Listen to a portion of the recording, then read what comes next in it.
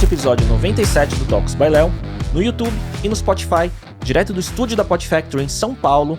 E hoje eu converso com um dos pioneiros, na verdade o termo certo é um dos bandeirantes da internet brasileira, é o Tim Berners-Lee nos Estados Unidos e ele aqui no Brasil. Ele é professor, palestrante, consultor, autor, cofundador de 7 startups. Eu recebo o Ednei Souza, mais conhecido como Internei. Ednei, obrigado pela presença. Obrigado, Léo. É um grande prazer estar aqui, cara. E segunda vez, né?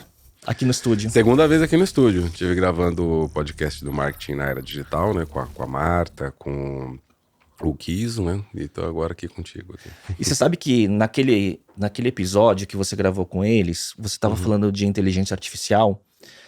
E eu acho que ainda era pré-lançamento do GPT-4. Porque vocês estavam falando de GPT-3, GPT 3.5. Sim, não tinha lançado o GPT-4 ainda. O GPT-4 estava para sair. Eu acho que não estava, cara. Eu confesso que as timelines são confusas já, mas se não estava para sair, tinha acabado de sair. Tava bem no comecinho mesmo ainda. Não, e você vê em tão pouco tempo, né, como muitas novas ferramentas, versões ou até integrações novas surgiram e tanta coisa que tem para falar de lá para cá, né? Nossa, é todo dia. Não sei que horário, quando que as pessoas vão ouvir esse podcast, mas ó, a gente tá no dia 19 de maio, no dia 12 lançou a integração com web. Anteontem liberou com plugins. Não que o do plugins não era novidade, está desde março, mas estava uma fila de espera, que graças ao Google Bard eles mataram a fila de espera. Falaram, não, ou a gente joga tudo que a gente tem de tecnologia logo na rua, né? Ou então já era. E ontem eu vi uma pesquisa de uma inteligência artificial, pesquisa mesmo, tem paper publicado e tudo mais, que você pega uma foto, né, e mexe nessa foto. Tipo assim, você gira a cabeça, você põe um sorriso, você pega, a pessoa tá com short, você puxa, vira uma calça, você emenda, vira uma saia, você abre a perna, fecha a perna, levanta o braço, você mexe e o resultado é realístico. Você mexe como se fosse um desenho animado, um cartoon, só que você mexe numa imagem realística e ela continua realística. Quer dizer, você vai tirar uma foto da pessoa, uma foto do animal, uma foto da paisagem e vai mexer nisso. Inclusive tem um carro na demo. Os caras, é um carro 4 portas, puxa assim, vira uma SUV, encolhe, muda vira um a perspectiva. Hatch. Você pode mudar a perspectiva, mas você pode mudar o tipo do carro. Caramba. Eu queria um carro preto, mas eu queria uma SUV, não queria um sedã. Você puxa ele vira uma SUV. Caramba. É maluco, eu acabei de postar no LinkedIn, mas assim, todo dia, né? Todo dia. Eu tô dando essa timeline, não é pra falar de novidades, porque provavelmente talvez quem vai ouvir isso no futuro já vai estar velho, mas tipo, foi um negócio sexta, foi um negócio terça, foi um negócio quinta, quer dizer, cada 2 dias úteis saem coisas disruptivas, né? Sim. Que tem um impacto gigantesco, então tá difícil acompanhar, viu? O que mostra, assim, né, a velocidade de atualização de tecnologia, algoritmo, integração, input de dados, né, para que as ferramentas aprendam cada vez mais rápidos, né. Você sabe que hoje de manhã eu tava, sei lá, abri a home do UOL, ainda tenho essa rotina de abrir home do UOL para ver manchete, e tinha lá, eu até colei aqui, uma matéria que era só para assinantes, eu não assino, então só vi o título, Professor de Robô. O trabalho mal pago por trás dos bilhões das inteligências artificiais, assim, então, tipo assim, né, quem imputa dado, enfim, por aí vai, né. Cara, é até complicado classificar quem gera o dado ou treina, porque assim, quando a gente abre o nosso celular e estamos usando qualquer aplicativo, tudo que a gente está fazendo ali, ele está servindo para treinar o dado. Então a gente é o mais mal pago de todos, né? Porque a gente está fornecendo dados e treinando dados e a gente não só não está ganhando, como a gente está pagando para usar essas ferramentas, né? Então hoje em dia existe o trabalho, o pessoal fala o trabalho de treinador de robô, o trabalho de treinador de inteligência artificial. Meu amigo, a gente está pagando para treinar as inteligências artificiais, para ser usuário e compartilhar os dados e compartilhar o treinamento e não está nem recebendo por isso, nós estamos pagando, né? É um pouco pior. Mas eu vejo que é muito uma convergência de várias coisas que estão acontecendo, né? Porque essas pesquisas não surgiram do dia para a noite, né? Essas ideias não foram do dia pra noite. Porque quando a gente olha assim, parece, né? Estão inventando tudo do dia pra noite. Não. E de repente apareceu, né? Não, a gente tá falando, cara, de em termos de pesquisa, né, que começou ali os princípios da inteligência artificial na década de 40, quando o Turing estava fazendo ali desvendando o enigma lá, né, dos alemães para os aliados, né? Mas formalmente as pesquisas começaram na década de 50, né, já com os aprendizados ali de Turing. A gente está em 23, a gente está falando de 73 anos de pesquisa. A gente está falando da internet conectando tudo. A gente está falando de superprocessadores de computador. Então, e a gente está falando de uma maturidade também de público consumidor, né? Onde todo mundo tem um dispositivo eletrônico conectado à internet utilizando. Então, a soma dessas coisas, né? Que eu tenho dados quase infinitos, que toda a população global, não toda, mas uns 70% da população global está conectada online, né? 70, 75, lembro agora do número direito, mas está conectada online. E com o supercomputador, com a internet, isso tudo está convergindo num cenário propício para finalmente essas coisas verem a luz do dia. Tipo, o que era teórico está virando prático agora. Tipo, agora eu tenho dado, agora eu tenho processamento, agora o custo disso está baixo e agora eu tenho gente interessada, né, utilizar essas coisas, né? Porque tem muita coisa aí que, na verdade, que até pouco tempo atrás não tinha gente interessada. Você falasse inteligência artificial para o executivo, você esse cara é complicado, deixa para lá. Ou tá muito distante de disruptar o meu mercado, ou enfim, o meu dia a dia, né? O Google descobriu a tecnologia que usaram para fazer o GPT, que virou o chat GPT depois, né?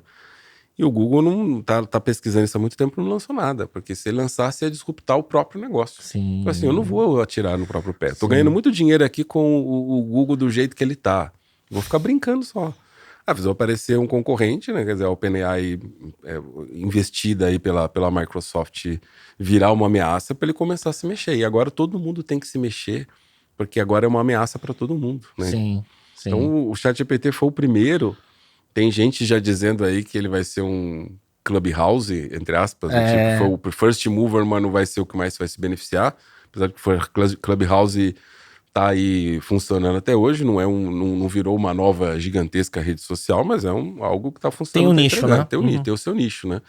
Tem muita gente já decretando que o ChatGPT vai ser o first mover que não vai dar certo. Tipo o Snapchat com os stories também, mesma coisa. Não morreu, mas não foi o maior beneficiado pelos stories, né? O Clubhouse não morreu, mas não foi o maior beneficiado pelo áudio, né?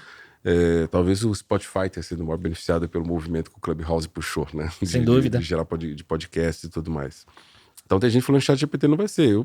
Eu acho bem difícil fazer essa previsão, porque a Microsoft vai enfiar em absolutamente todo tipo de aplicativo que ela tem. Já tá no... Já estava no GitHub e agora vai pro Office. Exato, mais, já tá né? no GitHub Copilot. Bing. O LinkedIn vai ter os recursos agora de inteligência artificial para produzir conteúdo, para otimizar o seu perfil.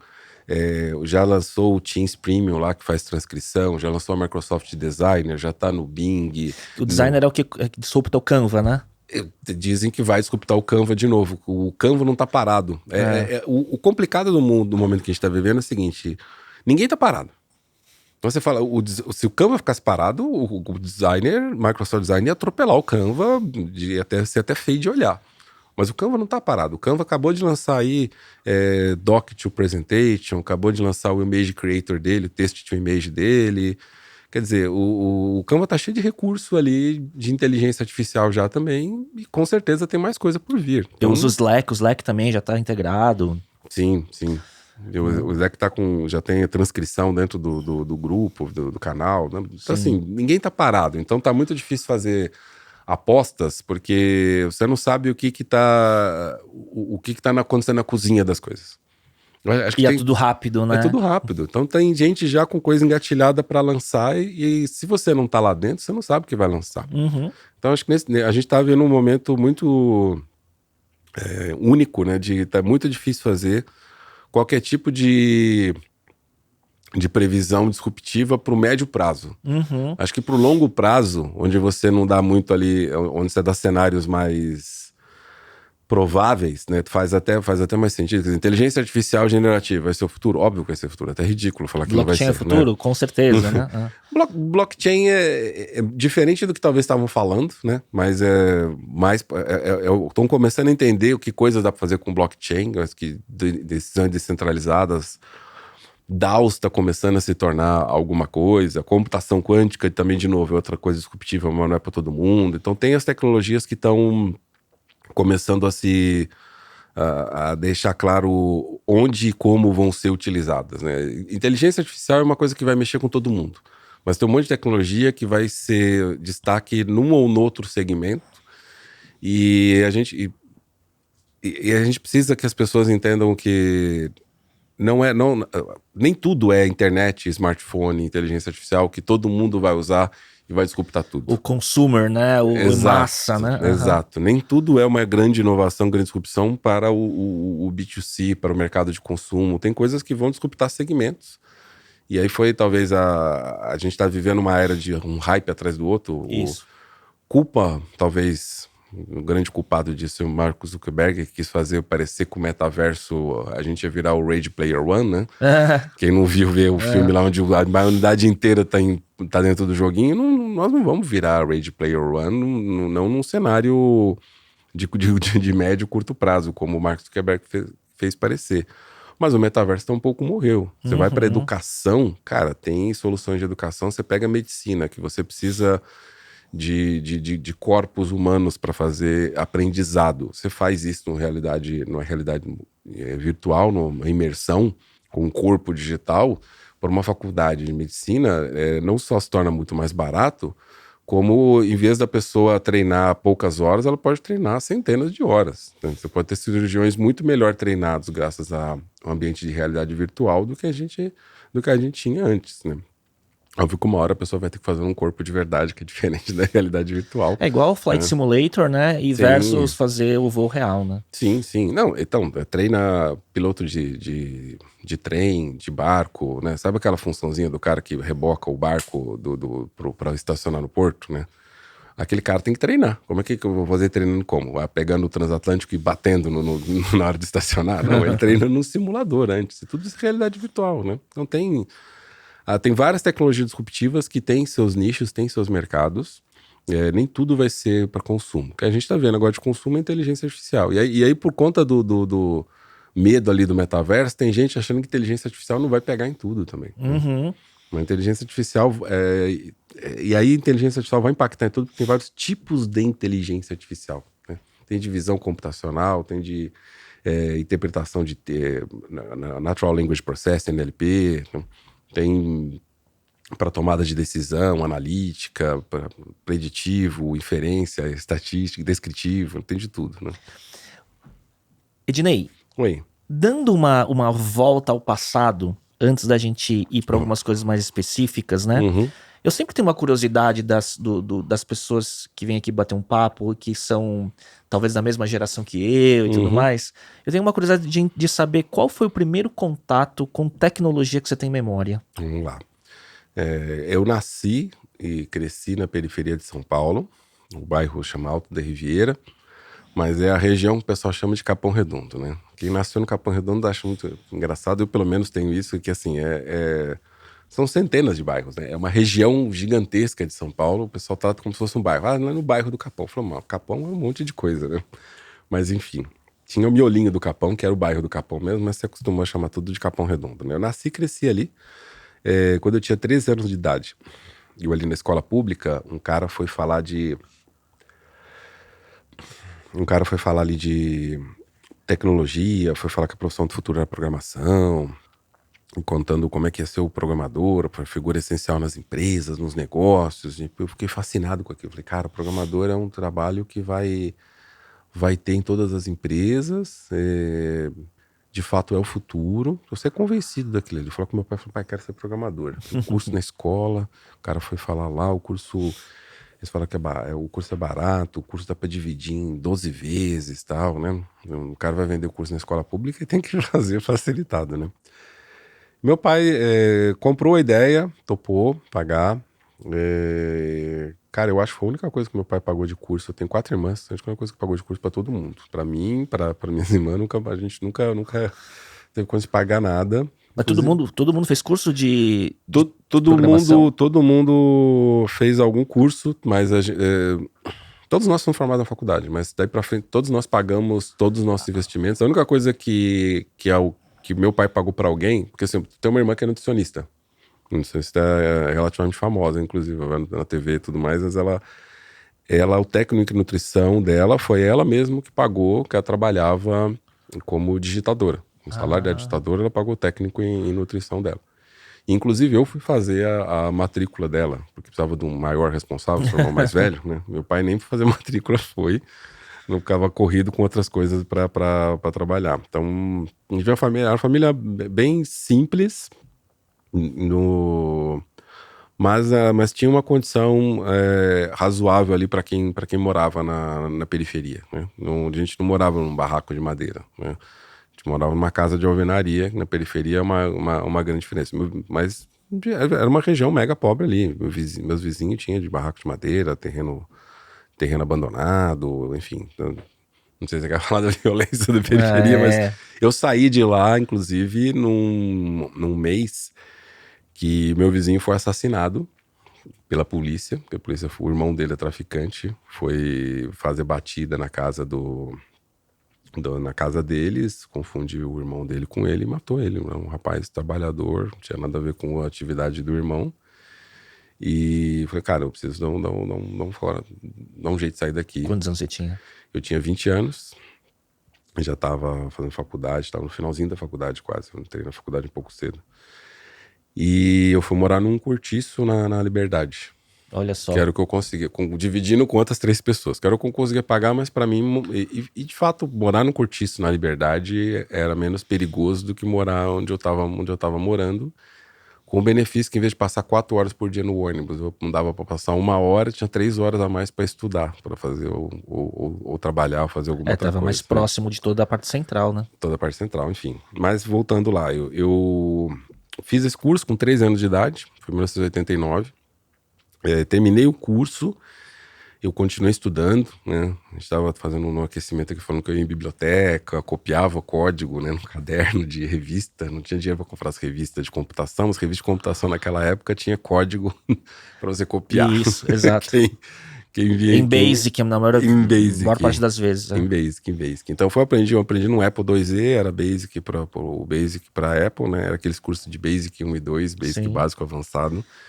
E aí a escola onde eu estudei, eles deixavam, se tivesse computador livre lá no CPD, né, uma salinha com os computadores quando a gente fazia a prática, podia continuar indo lá.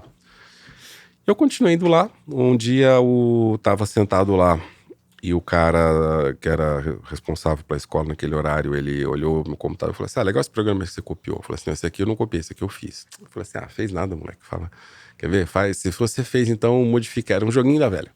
Ele falou, se você fez, então faz o seguinte, ó. Faz o círculo de joguinho da velha pintado em vez de estar vazio. Faz os tracinhos de joguinho da velha mais grossinho, assim.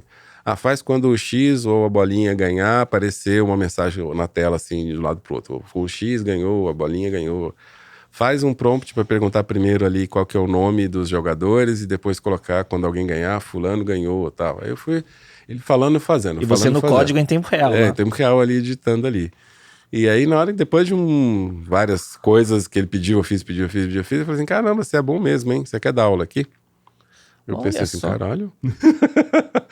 Falei assim, pô, eu quero, né? Quero sim. Tava procurando alguma coisa pra começar a trabalhar, não tinha trabalhado ainda, né? E ele falou, não, vem tal dia aí, você vai começar. Eu cheguei em casa, falei, mãe, eu vou dar aula, você tá brincando, você é golpe, deixa eu ligar lá.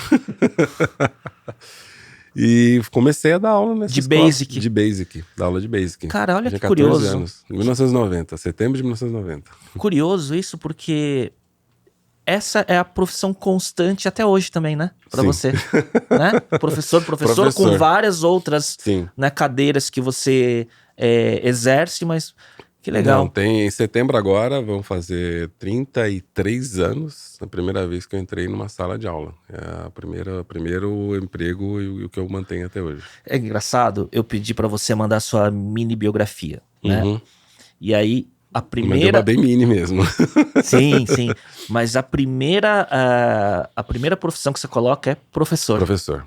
E depois vem todo o resto, né? O professor foi minha primeira profissão. Professor É onde vem a maior parte do meu rendimento hoje. Professor é o que eu mais me identifico. Professor, né, quando tem ficha em qualquer lugar que tem que preencher, eu gosto do professor. Então, é como eu me vejo, é o meu ikigai, professor. Professor é aquilo que eu gosto de fazer, sou pago para fazer, eu sou bom segundo as avaliações dos meus alunos, e o mundo precisa de professores. Né? Então, para mim, é a minha realização, não é a minha profissão. Que legal. E como que, ao longo, né, da sua trajetória, que você pegou, tá, assim como eu também peguei, o início, né, o crescimento da microinformática pré-internet, né?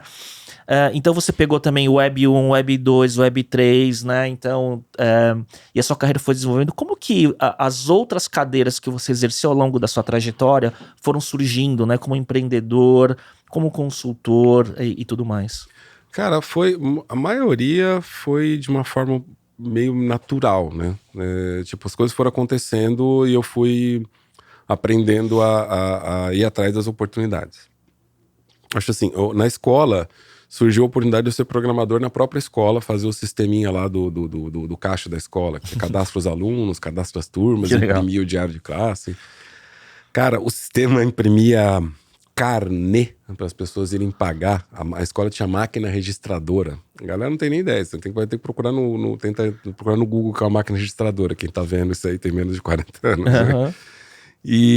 Mas a gente o sistema imprimia o carnezinho, não foi suficiente, pegava a régua, cortava, grampeava, a pessoa voltava todo mês para pagar. Imprimia na matricial. Na matricial. Então em caractere ASCII 2, né? Que você desenhava o form. Exatamente, que era o feito com os pontinhos da impressora dava os espaços, tudo. Exatamente, então na impressora matricial. Programou em fósforo verde, né? Fósforo verde, fósforo âmbar, que tinha os monitor laranja. Era bonito, também. Né? Era.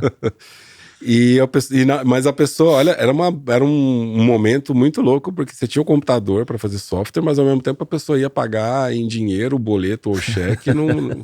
Boleto não, escola, não que não tivesse boleto, na escola não emitia boleto, mas era dinheiro ou cheque na máquina registradora. A pessoa dava o cheque, você ia na máquina registradora e autenticava na máquina registradora. Parece que você tá vendo um filme do século... Era literalmente século passado, né? Já passou, a gente já virou o século, né?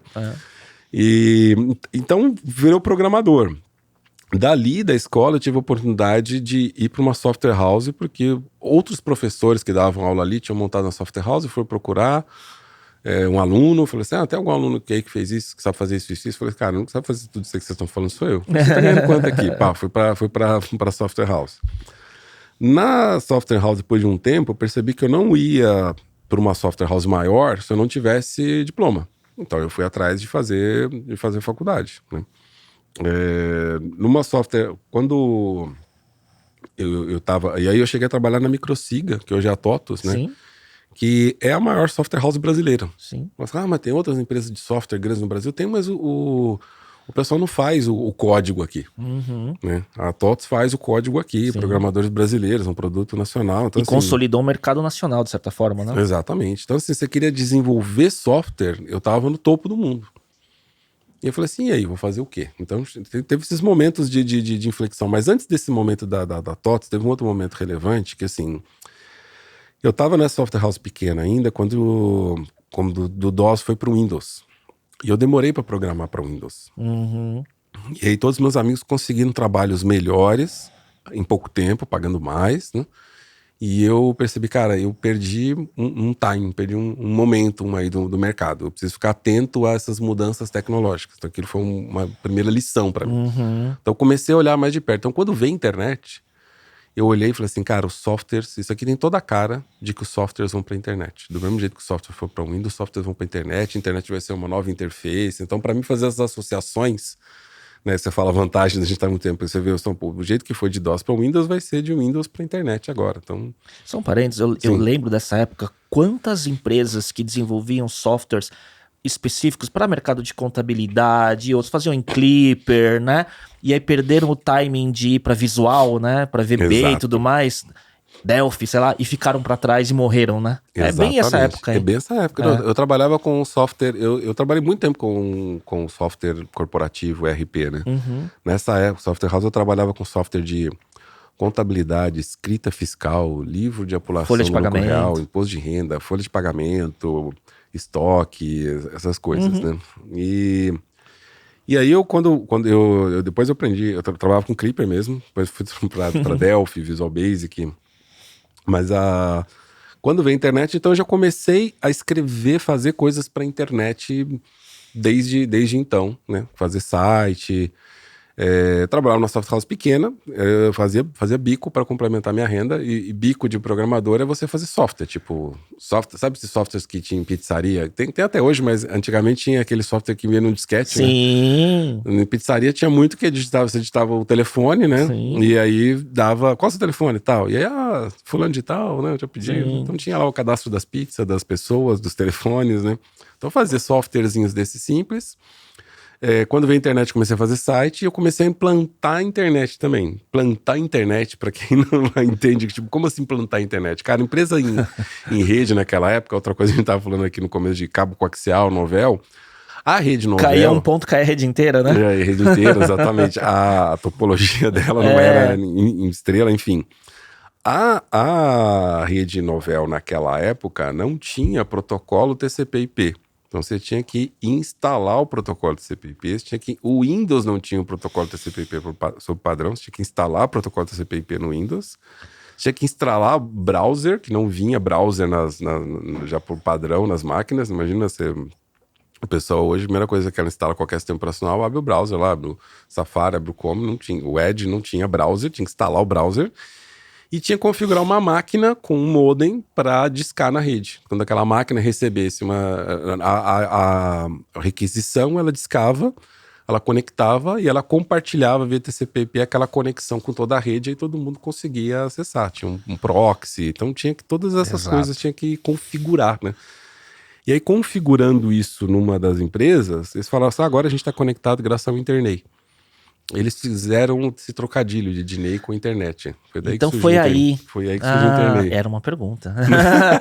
A pergunta que você mais ouve, provavelmente, né? Sim, mas foi daí que surgiu. E por que eu usei? Falei assim, cara, fizeram um trocadilho com seu nome, você não precisava usar, né? Quando você entra num fórum de discussão qualquer, naquela época, não pedia e-mail, porque nem todo mundo tinha e-mail.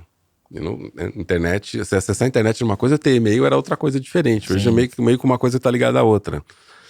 Então, para você criar um usuário, você tinha que dar um username.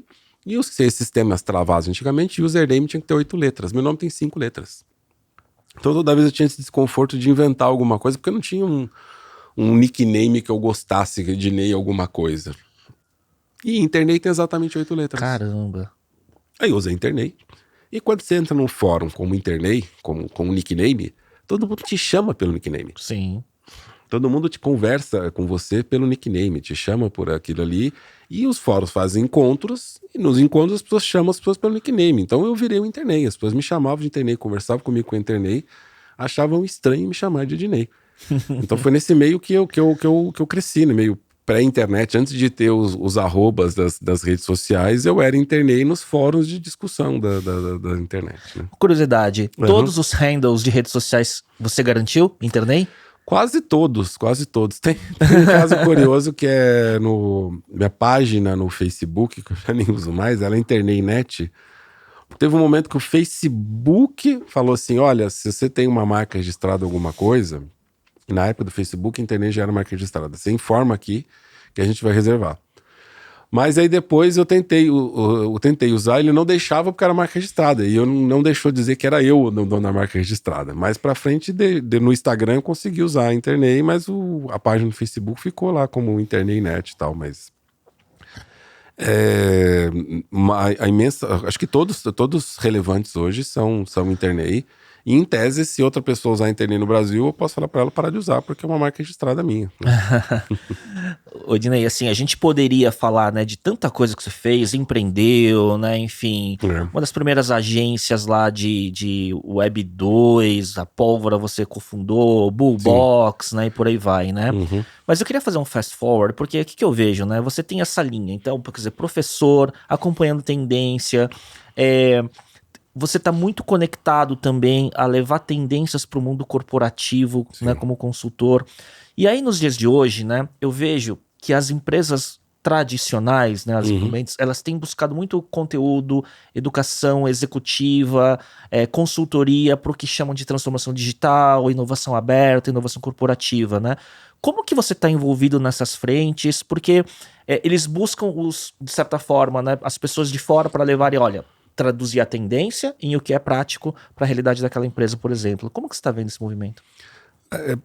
Para mim, está acontecendo mais no contexto de educação do que no contexto consultivo. Eu já dei muita consultoria, mas o que acontece é que meu ticket de consultoria ficou muito alto. E às vezes a pessoa prefere treinar outra pessoa do que faz mais sentido quando eu converso com uma empresa hoje me contratar para eu dar mentoria ou para dar treinamento do que para eu dar consultoria. Até porque quando você pega um processo de inovação aberta, por exemplo, é um processo que tem que envolver a empresa inteira.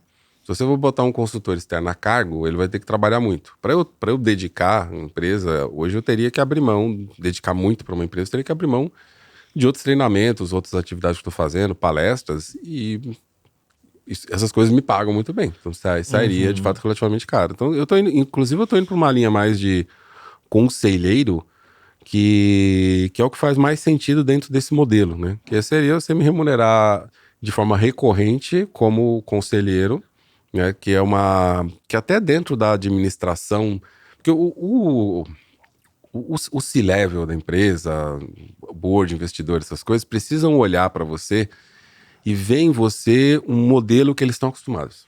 Quando eu comecei a empreender, foi a primeira coisa que eu aprendi sobre empreendimento, sobre empreendedorismo, você precisa oferecer seu serviço de uma forma que as pessoas estão acostumadas a comprar. Não adianta você inventar modos muito disruptivos de compra, não que não dá para fazer isso, mas você tem que lidar com toda a fricção, educar as pessoas àquele novo modo de consumo, novo modo de aquisição. Se você chega com um modelo que já conhece, é fácil. Tipo assim, quando eu montei a Pólvora, o que a gente pode fornecer num modelo de agência que as empresas já estão acostumadas a comprar de uma agência? E que já tem o budget para isso. Já tem o budget para isso. Então você chega lá numa linha de budget, num modelo de remuneração que as pessoas estão acostumadas. E tudo foi isso. A Bubox foi disruptiva em termos de ad network, de vender na internet. Só que todo modelo que a gente chegava de negócio era igual, o cara já comprava mídia em outros lugares. Então, na cabeça dele fazia sentido. Então, na cabeça das empresas, você contratar um conselheiro faz sentido para esse tipo de coisa. Porque o consultor, ele é meio que tipo fazer por você. E você não contrata para fazer por você algo que vai ser parte do core business da empresa. Então, se eu contratar um consultor de inovação, cara, mas inovação tem que ser parte do nosso core business. Eu tenho que virar uma empresa inovadora. Então, faz sentido eu treinar, porque daí eu treino e as pessoas adquirem essas skills. Faz sentido eu ter um conselheiro, porque ele me aconselha e eu faço. Que é mais perene, inclusive, né? É mais perene e o que o conselheiro te aconselha e você faz é que ele vira sua propriedade. Né? Então o expertise continua dentro de casa. Então faz mais sentido para as empresas comprarem dessa forma, por isso que eu modulei dessa forma também. Né? E daí você pega, né, o que você tem de repertório e curadoria para trazer o que a empresa precisa, né? Exatamente. E eu faço muita pesquisa também, porque assim, eu conheço muita coisa, mas, cara, conhecimento é infinito. E é que a gente tava falando de AI, né? Quer dizer, em uma semana muda tudo, né? Uma semana muda tudo muito rápido. Você sabe, eu acompanho tudo para saber, para onde o mercado tá indo, 2, para ter para estar atualizado, mas muito também é mais para produzir conteúdo, dar exemplo em palestra, em aula. Que são aquelas coisas que você vê que vão chamar atenção, vão brilhar os olhos das pessoas, né? Na hora que você entra numa empresa, é o que vai me dar o melhor retorno para o investimento no curto e no longo prazo. Não é ou mais, né? Porque o pessoal tem falado tanto da inovação ambidestra, da gestão ambidestra, né? Que não adianta eu investir a fundo perdido, porque assim, o mercado é extremamente competitivo. Se eu faço investimento que só vai me pagar muito lá na frente, ninguém mais está topando esse tipo de aposta, né? Acho que a gente estava conversando sobre isso outro dia com os amigos, acho que só sobrou o Uber, né? Dando prejuízo que o pessoal está esperando, porque tá muito ali na boca do gol que vai botar tudo com carro autônomo, né? Então, se Uber troca no mundo inteiro a frota dele para carro autônomo, a margem dos caras sai de uma fatia pequenininha para o valor total, né, para vir para o Uber. Então, o potencial de ganho é muito grande. Então, acho que só o Uber está nessa jornada. E no resto tudo é, ó, lucro, quero margem de contribuições maiores, né? Então, você fala para a empresa, investe que lá na frente isso vai dar resultado. Ninguém vai investir. Vamos esperar, na hora que isso aqui ficar mais próximo, a gente sai correndo. Agora, se você investe em algo lá na frente, que para investir naquilo, você tem ganhos no presente, aí isso já começa a fazer muito mais sentido. E encontrar essa inovação ambidestra, que é o desafio na consultoria de inovação. E aí você precisa pesquisar, você precisa entender que tecnologias que, se eu inserir no repertório, no portfólio da empresa agora, ela tem ganhos imediatos e preparam ela para o futuro. Né? É esse tipo de inovação que as empresas estão buscando hoje. E você não vai chegar do nada numa empresa nova e vai, tipo, né? Sou o grande mestre dos magos aqui, eu já sei tudo que vocês precisam fazer. Não, você tem que pesquisar, tem que ir atrás. Então, toda vez que me contratam para um job, uma tarefa desse tipo, eu faço uma pesquisa específica, segmentada naquele mercado, entender quais são as tecnologias que já estão prontas para você implantar agora e que tem uma perspectiva de ganhos no futuro, de crescimento no futuro, vão continuar se desenvolvendo de forma significativa no futuro. Né? O que você tem visto, né, de empresas também, entre aspas, né, do mercado mais tradicional, empresas não nativas digitais, vamos dizer assim, e que te chamaram a atenção, principalmente no Brasil, em relação a projetos bem-sucedidos de inovação corporativa? Cara, o Brasil tem alguns cases fantásticos, né? A gente estava falando antes de começar do próprio Zé Delivery da Ambev. A gente pensava, mas é um e-commerce? A gente, cara, mas é um e-commerce de uma indústria que quem era fabricante e dependia das redes de terceiros para colocar seu produto no consumidor. De repente ele tem esse próprio, né? A gente, né? Ele tem essa própria espaço para falar com o consumidor diretamente. Isso é disruptivo, porque isso desintermedia, né? A maior parte das tecnologias hoje que a gente vê de grandes avanços é desintermediação, né? Você não precisar ir na agência bancária para falar com o banco, fazer isso através de um app, é uma desintermediação poderosa que mudou todo o sistema financeiro. Eu não precisar do telefone físico, poder carregar ele comigo, não precisar de pedido para operadora de telefonia para fazer uma ligação. É uma desintermediação que mudou o uso do telefone. Eu não precisar ir até o ponto de táxi, eu chamo o carro até mim através do aplicativo. Eu não preciso ligar, eu chamo o delivery via um app. Então a desintermediação é algo poderoso. Né? Então quando você olha para iFood, quando você olha para Zé Delivery, são coisas que estão aí na nossa cara, mas às vezes a gente não entende o tamanho. Né? O iFood processa por dia a quantidade de pedidos maior do que a população de um absurdo de países do mundo. Né? Então é um país inteiro, né? Você chega para um país da Europa, cara, fala assim, cara, como se o iFood é como se o seu país inteiro pedindo refeição por ele. Refeição todos os dias e os caras entregam. Quer dizer, é assustador se você for pensar. Então, às vezes a gente não olha isso como algo muito disruptivo, porque já virou dia a dia aqui da gente. Né? Mercado Livre poder replicar o mesmo que a Amazon, cara. Quantas Amazon existem no mundo? A gente tem uma na América Latina, né? Não é brasileira, não é Argentina, mas a maior operação dela é no Brasil. A gente tem uma outra empresa que consegue fazer o mesmo que a Amazon, é foda pra caralho isso, né? Mas, de novo, a gente virou... Cara, Mercado Livre, nossa mãe, nossa avó pede no Mercado Livre, ninguém mais acha disruptivo. Faz né? parte da cultura, né? Faz parte da cultura já. Então a gente tem muita coisa disruptiva acontecendo que... Agora, sai do Mercado Livre, vai pra qualquer outra empresa que tem que entregar e fala assim, você vai entregar no mesmo dia ou no dia seguinte? Não faz. Não faz. Ainda mais com as barreiras continentais do nosso país, né? Praticamente. Exatamente. Então, é uma operação impressionante, né? Tira Zé Delivery, que outra indústria está entregando direto os seus produtos para o consumidor final. Né? Então, tira a iFood, né? O que mais está fazendo delivery de qualquer outra coisa que seja, né, em tempo real? São poucos e pequenos, né?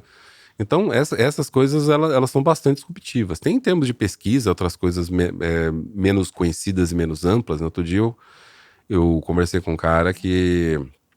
uma apresentação dele que ele tá plantando com aeroponia. Que é tipo hidroponia, só que em vez de estar dentro da água, tá no ar e borrifa água. Caramba. Né? Ele plantou batata, assim. Né? Então a batata tá crescendo sem precisar de terra, né? E com pouquíssima água, que borrifa a água, ela tá no ar. Né? E aí você permite plantar coisas em literalmente qualquer lugar. Então, o pessoal falando se fala há muito tempo de farmácia, farm, eu peguei farm e virei farmácia, de fazenda vertical. Tem outras tecnologias surgindo, fazenda vertical pode se tornar uma grande tendência em pouco tempo. Só que, quer dizer, isso é muito disruptivo, mas isso está um pouco distante ainda de um go-to-market. Uhum. Então tem muita coisa disruptiva que a gente está acostumado, que é um lado. Tem outras coisas disruptivas que ainda estão longe de um go-to-market. E às vezes é muito difícil cravar um negócio assim completamente novo sem ser de um segmento de mercado específico. Mas eu diria para você que eu tenho visto no mercado até entre esses dois extremos, sabe? Essas coisas grandes e comuns que a gente tá falando e coisas mais nichadas, nichadas, como tipo falar de aeroponia, né? Grandes inovações, mas que estão num segmento que não tá na mídia, né? Exatamente. E daí não chega pro grande público, né? Exatamente. Mas amanhã pode aparecer um maluco fazendo um prédio inteiro aqui em São Paulo, uma farm, uma fazenda vertical.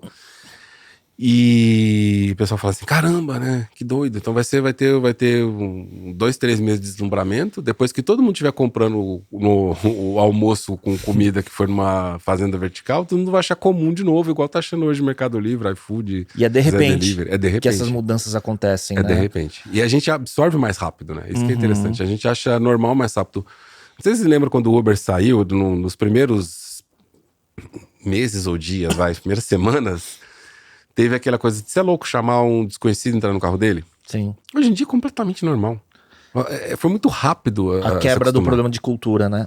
Exato, foi muito rápido, né? Foi muito rápido. Então, o WhatsApp do tipo assim, eu posso mandar mensagem para cada um, para de repente você tá ouvindo áudio, mandando figurinha e fazendo grupo no WhatsApp. Quer dizer, uma hora é uma tecnologia disruptiva, outra hora faz parte da minha vida. Nossa, como é que a gente conversava com os outros quando não tinha WhatsApp? Nem lembro direito mais. Eu acho que o que acontece é que, como a gente tá ficando cada vez mais acostumado a experimentar coisas novas, né? Que há, sei lá, 20 anos atrás, a gente tinha mais barreira de testar coisas novas, independente do que seja. Hoje já é muito comum, sair alguma coisa, mesmo nas empresas, né? No nosso começo de carreira, as grandes empresas só faziam negócio com outras grandes empresas, né? Exato. Você não trazia a inovação de uma startup, né? Eu tive um negócio no meio dos anos 2002 a 2006, que a gente criou uma das primeiras plataformas de VoIP. Eu tinha 2 sócios na época, baseado em Asterisk, né? Então a gente fez uma plataforma de PBX-IP, Gateway Multiprotocolo e SIP Servers, que o objetivo era aquele início do VoIP corporativo, né? Para redução de custo e tudo mais, né? Mas naquela época, nenhuma grande empresa... A gente fazia POCs em um monte de grande empresa, a nossa tecnologia era melhor do que a Avaya, Cisco, Nortel e tudo mais, só que ninguém comprava da gente, ninguém fechava o contrato, porque era uma startup e ninguém ia colocar uma missão crítica numa startup, né? E depois a gente acabou vendendo a tecnologia inteira para uma empresa que precisava da nossa tecnologia. Mas hoje é diferente, né? Pra quem que vocês venderam, por curiosidade? E depois eu te falo o nome da empresa. Tá bom. Porque eu dei consultoria pra uma empresa que tinha call center na nuvem, né? Exato. Compraram a tecnologia de vocês. Era uma das maiores empresas de automação de call center e de cobrança. Não era outra, então. E que tinha já as plataformas, né, baseadas em linhas convencionais e precisava comutar para IP naquele momento, e aí eles compraram tempo comprando a nossa tecnologia. Sim. Você sabe por que eu citei aí Zé Delivery, Mercado Livre, iFood, que são grandes empresas? Porque para mim é mais significativo quando empresas grandes fazem inovações disruptivas, porque, vou pegar esse exemplo do call center na nuvem, eu assessorei uma startup, construí uma startup que tinha call center na nuvem, quem comprava eram pequenas empresas. Porque o grande já tinha feito um puta investimento em call center, em PABX, em URA. Assim, eu não vou trocar isso. Mas o pequeno que não tinha condições de comprar, de repente aquilo virava um atrativo para ele. E é interessante, quando eu comecei a falar com eles, eles vendiam o lance do preço. Você não consegue comprar um call center full, né? Comprou na nuvem, que é mais barato, né? E aí a proposta de valor dele era muito baseada em preço. Falei, vamos conversar com o cliente, entender qual que é a proposta como que ele vê o seu produto. E eles compravam por causa de tempo. Tipo, olha, eu coloco aqui o call center, eu coloco uma discadora e eu consigo ligar para todo mundo para fazer cobrança, para fazer telemarketing, muito mais rapidamente do que antes eu tinha que discar na mão. Então, a proposta de valor para a pessoa era tempo. Eu tenho dinheiro aqui para melhorar minha produtividade. O que eu vou comprar dessas ferramentas? Ah, essa daqui vai me economizar tempo. Uhum. Então, apesar de, quando você olha tipo, qual a vantagem, né, desse call center para esse? É o dinheiro. Mas a concorrência não era contra o call center tradicional. A concorrência era com outras ferramentas de produtividade. Sim. Em função do tamanho do público. E o pequeno comprou isso rápido. Porque para ele é o seguinte, cara, eu não sei nem o que é call center. Tem um negócio que disca, quanto custa? É barato? Deixa eu testar. Funcionou? Beleza. O custo para uma empresa pequena experimentar, ele é pequeno. Sim. Então, quando chega um chat GPT na vida dessa pessoa, um WhatsApp, um call center na nuvem, ela testa, deu certo, não deu certo, eu não pago a próxima mensalidade, acabou. Mas você vai pegar para uma empresa grande, cara, uma empresa grande, você tem que trocar um monte de processo, tem que criar uma área nova. Ciclo de venda longo. Tem que adquirir a tecnologia, Sim. tem que ver, calcular os riscos. E não que esteja errado todas essas coisas, estão certíssimas, mas é difícil fazer a disrupção nesse nível. No pequeno é fácil, no pequeno é tranquilo. Um dos erros de tese foi que a gente foi para o mercado enterprise. E aí a gente bateu nessa barreira de troca de parque tecnológico, né? Você começou a falar de ChatGPT e isso se conecta um pouco no que a gente estava falando há um tópico atrás, que é o que são as grandes tecnologias, né, que estão chegando e disruptando o mercado. Por quê, né?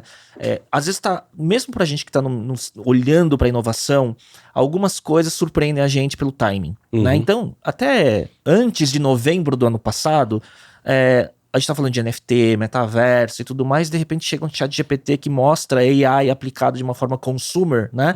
De uma forma muito rápida, né? E toma o mercado e basicamente hoje só se fala em AI e todo mundo teve que tirar seus projetos que já estavam lá em desenvolvimento e jogar no mercado, porque às vezes estava, como você mesmo disse, né? Às vezes estava guardado a tecnologia, mas estava pronta, mas não lançaram porque disruptava o modelo de negócio atual que traz dinheiro, né? Então, como é que você viu todo esse movimento e se alguma coisa te surpreendeu pela velocidade de adoção? Me surpreendeu a quantidade de projeto que estava guardado, eu acho que isso me surpreendeu. Que quando o Google fala lá no começo do ano assim, a gente vai lançar mais de 20 produtos de inteligência artificial esse ano, cara, é difícil duvidar de uma empresa como o Google, mas parece muito bravata, e de repente você começa a ver as coisas saindo, assim, uau, tem muita coisa mesmo, né? A Meta liberou lá E você começa a ver também as gambiarras, né? Porque rola muita gambiarra nessa hora. Porque, por exemplo, a Meta lançou uma inteligência artificial fantástica que reconhece objetos e pessoas em movimento. Então, no vídeo, ela identifica alguma coisa e ela segue aquilo ali com uma precisão absurda, né? Cara, eles já estavam trabalhando nisso para a realidade virtual. De identificar uma coisa em realidade virtual, né? E você poder seguir, poder acompanhar. Isso pegaram só, tipo assim, olha, num metaverso, o meu metaverso provavelmente vai flopar, mas essa inteligência artificial com visão computacional que eu fiz aqui, para trabalhar com realidade aumentada, ela vai ser útil, né? Então, tipo, deixa eu adaptar isso aqui para outro uso e lançar, né? Cara, Microsoft Designer, como eu falei, se o Canva não se mexer, atropela o Canva. Cara, um negócio desse não tem como sair de uma hora para outra se já não estava sendo desenvolvido, já não estava sendo trabalhado, né?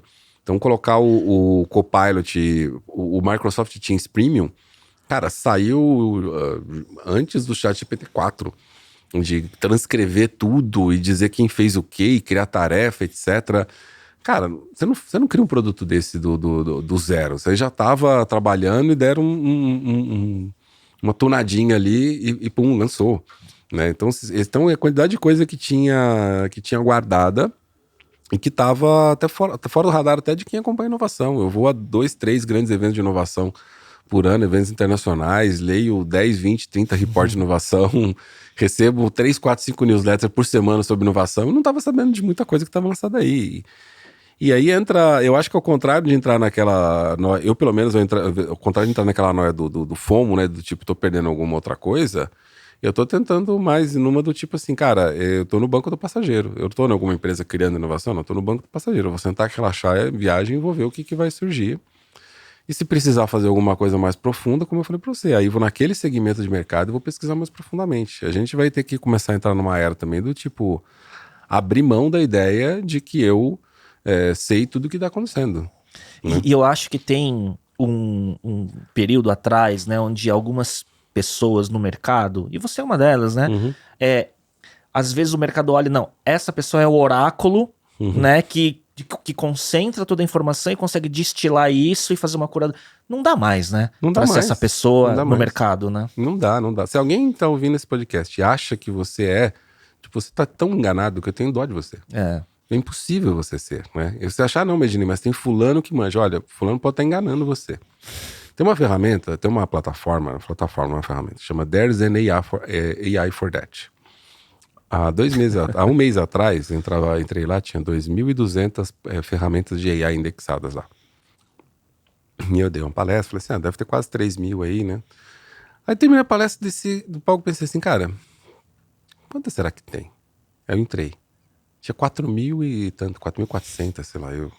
Se você entrar no There's an AI for That, que eu já vi nesse podcast, vai ter 5.000, vai ter 6.000, vai ter 7.000, vai ter 10.000, impossível acompanhar. Impossível acompanhar. Então, assim, o cara que publica lá no LinkedIn, no Twitter, fala, olha aqui, 10 ferramentas que você não pode perder. Meu amigo, ele tá pegando, ele manda 10 de 4.000, ele não sabe nada. E você acha que ele sabe tudo, você é pior do que ele, entendeu? Ou o cara agora virar o palestrante especialista em AI, né?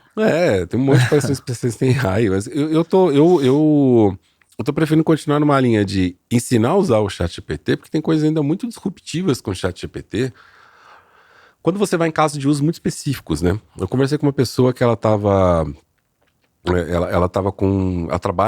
produzindo conteúdo para clientes.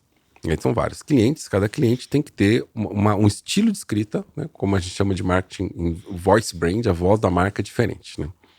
E ela falou, cara, pro redator virar a chavinha, tipo, tô escrevendo numa brand voice, tem que virar a chavinha para da brand voice, é muito complicado. E aí o ChatGPT, não tô tendo dificuldade com isso, de tipo, como é que ele usa isso e toda hora trocar de brand voice? Eu falei assim, eu tenho algumas maneiras. E eu só tive essas ideias porque ela me fez essa pergunta, né? Tem gente que brinca que eu sou igual ao ChatGPT. Se eu souber fazer pergunta, eu dou das melhores respostas. A informação tá lá dentro, né? A informação tá dentro da minha cabeça, mas ninguém me gerou um esforço pra eu conectar ela dessa maneira. Ninguém fez o prompt, porque tem uma... Antes de abrir a câmera também, o Ednei, ele me deu uma lição rápida. Falou, eu tava falando muito query, né? E não é query, né? É um prompt, né? É um comando, né? Sim, a query é uma pesquisa, né? Tanto que as linguagens de query, né? O SQL é uma linguagem de pesquisa, né? E a gente não tá pesquisando numa base de dados, você tá dando um comando para ele criar coisas, né? A inteligência artificial cria coisas, não copia coisas. Mas aí só para mostrar o do Brand Voice, eu falei, olha... Se você já tem o brand voice definido, né, o tom de voz, a linguagem, o objetivo, você dá isso para ele ele produz, né? Aí ela falou assim, às vezes eu tô com dificuldade de montar o brand voice, porque o cliente se descreve, fala como é que ele quer ser visto. Aí eu monto o brand voice dele e a pessoa faz o conteúdo. Aí ele lê e fala assim, mas isso aqui a gente é um pouquinho mais sério, a gente não é bem assim. Quer dizer, ele quer ser uma coisa, mas ele é outra. Eu falei, olha, se você já tem textos aprovados do cliente, fala assim, esse é a nossa brand voice, é assim que a gente fala. Você pode pedir para o ChatGPT o seguinte, você dá para ele o texto e fala assim, analise esse texto e me explique a brand voice utilizada aqui. Qual que é o tom, qual que é a linguagem, qual que é o objetivo desses textos aqui. Ou seja, a partir de textos existentes, você pode criar a brand voice. Depois, com a brand voice existente, você pode pedir para ele criar um texto. Ou você pode, aí uma coisa que eu já usava, que é o seguinte, eu pegava textos meus, falei assim, eu vou te dar 5 textos meus e eu quero que você aprenda o meu estilo de escrita. Eu falei aqui, e depois aguarde o próximo comando. Texto 1, texto 2, texto 3, texto 4, pronto, aprendi o seu estilo escrito. Agora, usando esse estilo escrito que você aprendeu, eu quero que você faça um artigo sobre isso daqui com esses tópicos. Aí ele escreve, cara, parece que foi eu que escrevi. É assustador. Agora, olha só, tô falando que dá pra você pegar textos seus pra ele aprender o seu estilo escrito. Dá pra você pegar texto aprovado pro cliente pra criar brand voice. Você pode pegar a brand voice existente e criar um texto a partir delas. Pode pegar um texto e trocar a brand voice dele. Por isso eu quero que você pegue esse texto e reescreva usando essa outra brand voice. Só sobre brand voice, eu acabei de dar 5 exemplos de comandos diferentes aqui. E as pessoas estão querendo descobrir milhares de outras ferramentas de inteligência artificial. Não é que você não tenha que aprender, não é que não seja legal, não seja importante, mas tem uma ferramenta muito poderosa que, se você souber usar ela no detalhe ali no dia a dia, ela vai fazer uma revolução dentro da sua empresa. Eu acho que na minha forma de ver, faz mais sentido se aprofundar no ChatGPT do que querer abraçar 1.000 outras ferramentas. E o prompt pro ChatGPT pode ser pro Claude da Anthropic, pode ser pro Google Bard, que ele vai funcionar de forma similar também. Então não é um aprendizado desperdiçado, dominar melhores prompts pro ChatGPT, né? Então, Eu acho que pelo que você está falando, existe uma camada que é muito mais de curiosidade, de conhecer mais ferramentas de forma superficial, né? E poucos podem ter se aprofundado no real poder que um ChatGPT tem. Porque Exato. eu acho que tem um primeiro momento que é o momento da surpresa quando você começa a usar a ferramenta. Sim. E aí você começa a fazer perguntas simples, você vai deixando ela mais complexa, mas quantos de fato aprenderam a dar um prompt complexo para dar uma resposta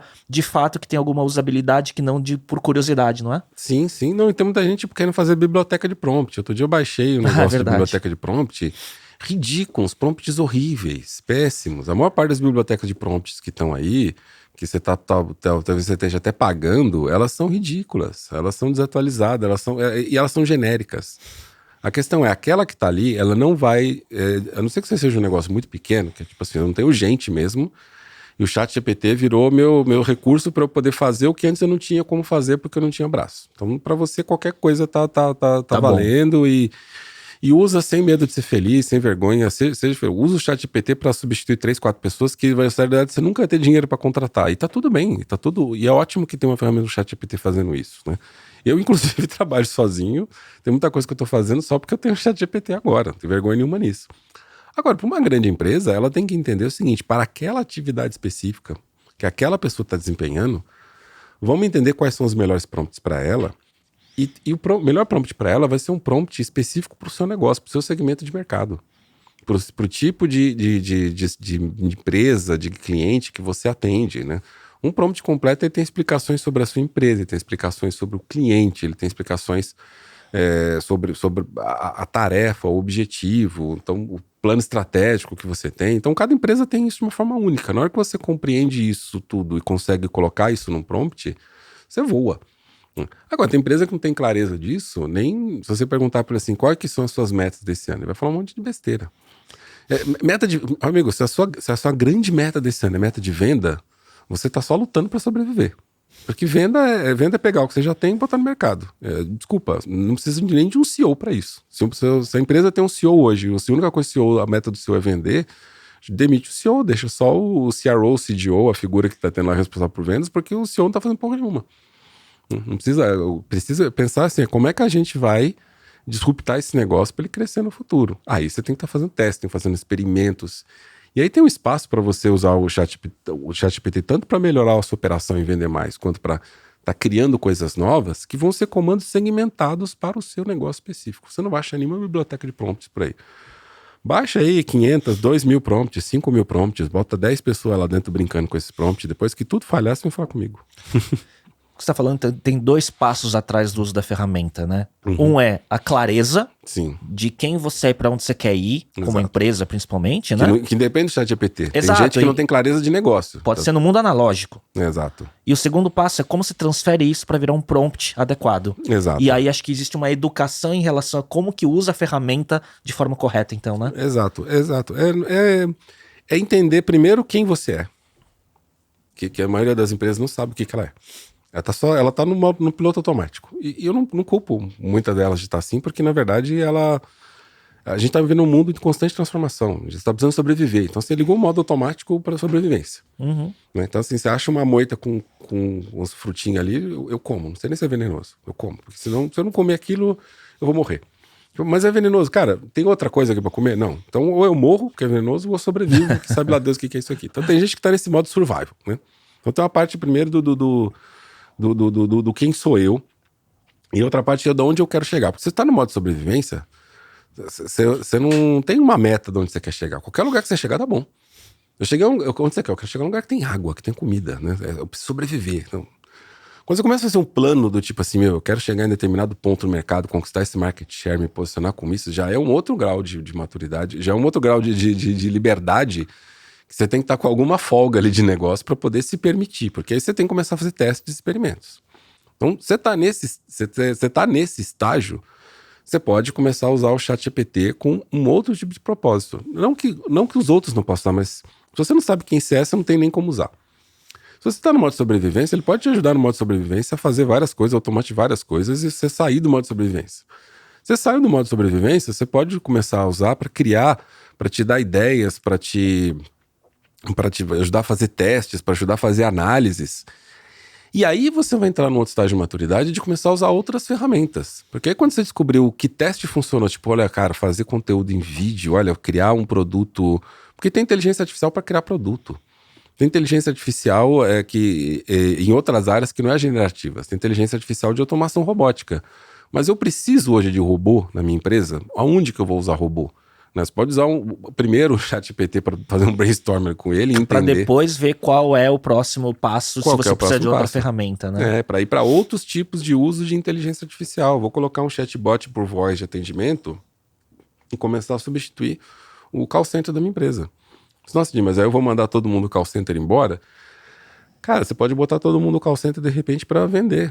Mas eles não são bons vendedores. Mas usa o ChatGPT para ensinar eles a fazerem pitch, para ensinar eles a fazerem follow-up, para ensinar o processo de vendas para ele. Pode ser uma ferramenta... Assim, ele joga todo mundo na média. Uhum. Então, assim, hoje você tem um monte de gente na sua empresa abaixo da média. Se elas usarem o ChatGPT, fica todo mundo na média. Usa como assistente, né? Se todo mundo ficar na média, sua empresa já tem um ganho, cara. Uhum.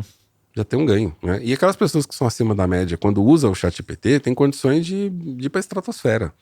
Né? Mas você não vai para a estratosfera com o prompt copiado e colado da biblioteca de prompt que custa R$50, $10, né? Ou do corte do TikTok. Porque ficou famoso isso, né? X prompts que eu fiz e não sei, aumentou minha produtividade, né? Não, eu tô para viajar agora, senão eu ia lançar um curso gratuito de ChatGPT, porque na minha visão, isso é um negócio que vai perder valor. Um curso de ChatGPT, biblioteca de ChatGPT. Eu acho que isso é importante agora sim. Mas isso é um negócio que vai perder valor em muito pouco tempo, porque todo mundo vai começar a usar isso. E nesse momento, quem está querendo talvez baixar muito curso, biblioteca de prompt, essas coisas, começa a usar. Se você começar a usar, eu garanto que os seus experimentos, né, começa a usar convencido de que é uma ferramenta que, se você der prompts mais elaborados, comandos mais elaborados, com mais informação, com mais contexto, você vai ter bons resultados. Porque às vezes a pessoa começa a testar, os resultados são ruins, ela desiste. Não, insiste um pouquinho mais. O que você conseguir já vai ser melhor do que a imensa maioria, do que 90% dos cursos e bibliotecas de prompts que estão por aí. Daí para frente, talvez você possa fazer uma mentoria, um coach com quem realmente está usando isso há muito tempo, porque o ChatGPT, a gente está até falando isso nos bastidores, né? Todas as inteligências artificiais generativas, né? O ChatGPT, Google Bard, o Claude da Anthropic, as de texto, as de imagens, você pega aí o Midjourney, Bing Image Creator, etc. Todas elas, para você usar profundamente, você tem que ter um conhecimento ali do negócio, mas você tem que ter um conhecimento também de estruturar as coisas em passo a passo, em detalhe, né? Quem tem isso? O profissional de programação está acostumado a detalhar as coisas passo a passo para fazer. Um executivo que pega uma pessoa começando ali, um estagiário, explica passo a passo o que essa pessoa tem que fazer e ajuda essa pessoa a evoluir para um analista, né? Júnior, pleno, sênior, né? Pega na mão dessa pessoa que nunca trabalhou aí. Essa pessoa sabe dar comandos detalhadinhos. E ela vai ser boa com o chat GPT também. Então não precisa ser necessariamente programador, né? Quem tá acostumado com comunicação assíncrona, né? Que não é você falar ao mesmo tempo. Tipo, eu mando tudo que a pessoa precisa, para na hora que ela entrar online, ela já sabe o que fazer. Cara, o ChatGPT é isso. Então aqueles que mandam oi, tudo bem? Esse tá ferrado. E fica esperando a pessoa responder, ferrou, né? Ferrou. Esse é o que fala pro ChatGPT aí, faz um texto pra mim sobre não sei o quê. Cara, não é que ele não vai fazer, só que esse texto é ruim. Genérico, né? Genérico. E só linguisticamente correto, mas sem valor. Sim. Para fazer um texto hoje, para fazer um texto, qualquer texto hoje com o ChatGPT, eu dou para o ChatGPT referências. Na verdade, eu faço o mesmo processo que eu fazia para criar o texto sem ChatGPT, eu faço com o ChatGPT. Primeiro, o que eu fazia antes de escrever um texto? Primeiro, eu fazia uma pesquisa sobre o assunto, montar uma estrutura de tópicos do que eu queria ter no texto. Hoje eu ajudo, com o ChatGPT, eu ajudo a construir isso. Depois que eu chego nessa estrutura de tópicos, aí eu começo a desenvolver o texto e aí eu obviamente uso o ChatGPT, né? Eu faço uma primeira versão ali, aí eu olho e vejo assim, cara, esse tópico aqui que eu achei que ia ser legal, tá ruim. Às vezes eu acho que dá para melhorar aquele tópico. Aí eu vou bem flanelinha ali de ChatGPT. Ó, nesse tópico aqui, entre mais profundidade. Esse aqui escreve de uma forma mais simples. Esse aqui traz exemplos práticos, né? E às vezes eu vou atrás de fontes para ele, porque a gente achar que o ChatGPT tá parado em setembro de 2021. Sim. Agora com os plugins e web browsing, você pode falar para ele navegar na internet atrás disso. Só que na hora que você pega e fala para ele navegar na internet, ele é uma caixa preta ainda. Onde que ele está navegando? O que ele está buscando? Você tem que dar a referência. Então, eu prefiro muito ainda, mesmo com os recursos que estão aí hoje, Imputar. eu buscar uma referência e falar para ele, usa essa referência aqui. E aí eu coloco a URL do texto que eu quero. Se ele não conseguir ler o URL, que agora com o web browser você dá o URL, ele está conseguindo ler. Eu copio o texto e coloco lá. Eu falo para ele, essa informação aqui que ela é onde está o valor. Agora, eu preciso ser especialista no assunto para reconhecer isso.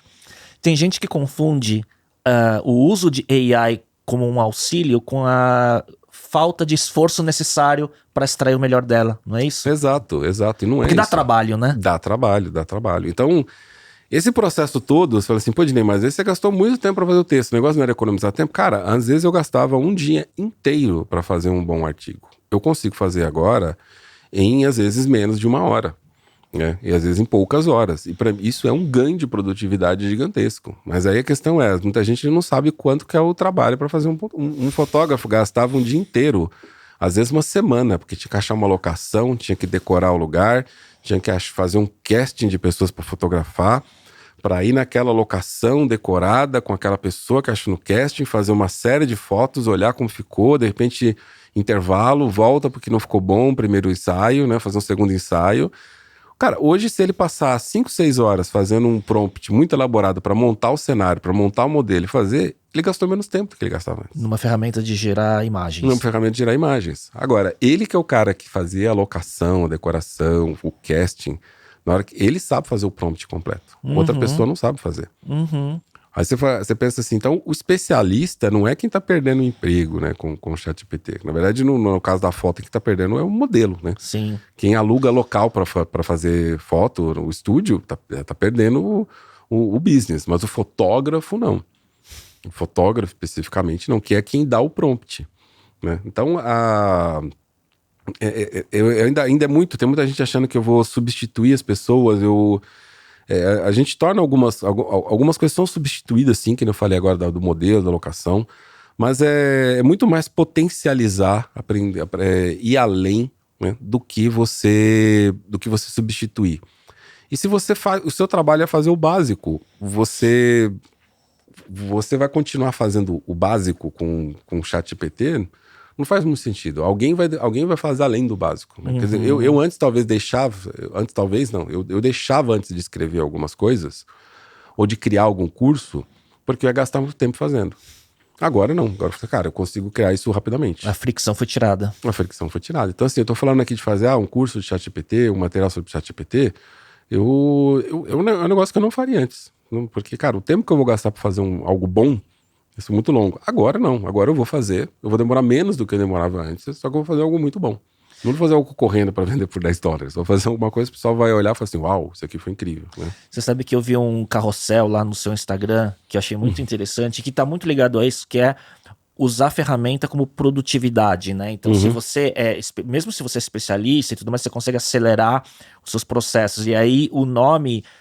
Não sei se era do curso ou do subtítulo do curso, era do GTD ao ChatGPT, que você tinha colocado. E eu venho disso de ler David Allen lá atrás, né? E, enfim, por aí vai, né? E achei muito interessante porque, na verdade, a visão de produtividade. Exato. E você usar ele como quase um assistente, uma dupla, né? De trabalho, né?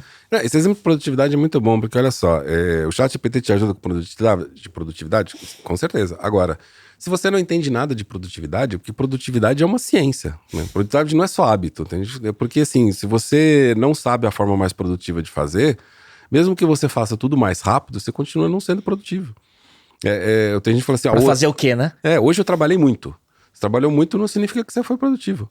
Você escolheu as tarefas que vão te dar melhor retorno sobre o investimento, tipo assim, na hora que eu analisei ali tudo que eu tinha para fazer, o que vai gerar mais impacto no meu negócio, o que vai gerar mais impacto na minha vida, se é alguma coisa pessoal, o que vai me trazer mais retorno. Você tem que saber fazer esse assessment, saber priorizar e trabalhar de acordo com o que está priorizado. Mas isso você não aprende em lugar nenhum. Você não aprende na escola, você não aprende no trabalho, né? Na escola você não aprende. Quando você chega no trabalho, ninguém te ensina como organizar suas tarefas para ser mais produtivo.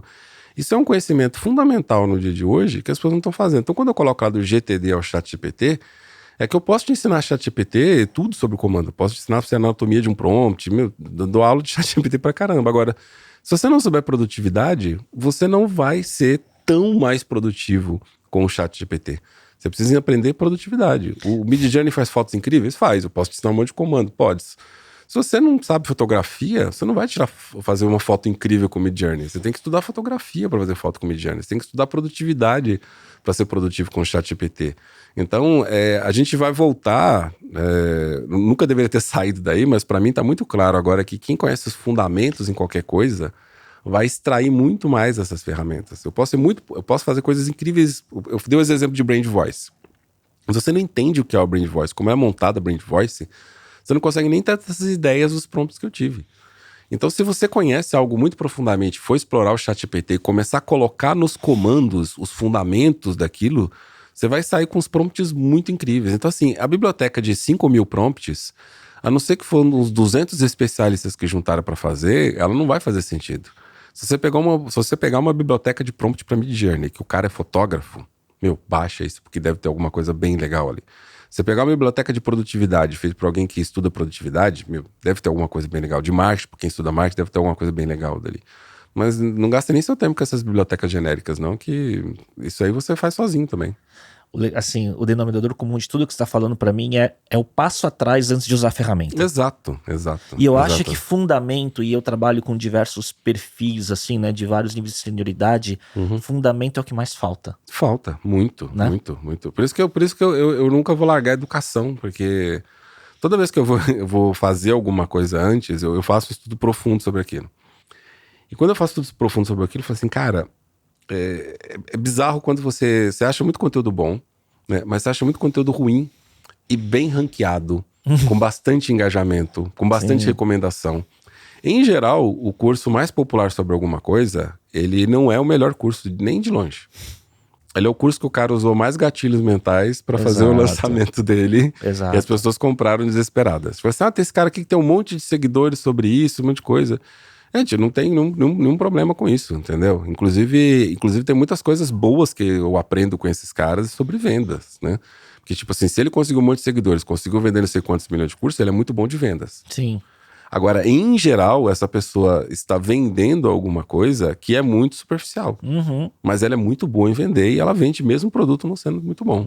Então, minha pergunta sempre é como que eu posso aprender o melhor de vendas aqui com essa pessoa, porque ela é inegavelmente boa, e como que eu posso fazer um produto melhor. E, em geral, é fundamentos. Porque, e eu falei assim, Dinei, então por que você não faz o seu produto para vender tudo? Porque eu nunca vou fazer esse tipo de produto que vende muito, que é das fórmulas prontas, dos passos a passos. Sim, porque sim. Não tem, gente. É tipo assim, olha, você faz esse curso aqui em poucos dias, poucas horas, que você vai detonar. O curso é cheio de fórmulas prontas. Inclusive de muita promessa. Sim. Que não são atingíveis, né? As fórmulas funcionam? Funcionam. Mas você vai ser, de fato, o mestre naquilo com fórmulas prontas? Não vai ser, gente. É o seguinte, esses caras ensinam você a andar de bicicleta de rodinha. Então, assim, se eu põe uma rodinha na sua bicicleta, você nunca andou de bicicleta na vida, você vai aprender, você vai andar.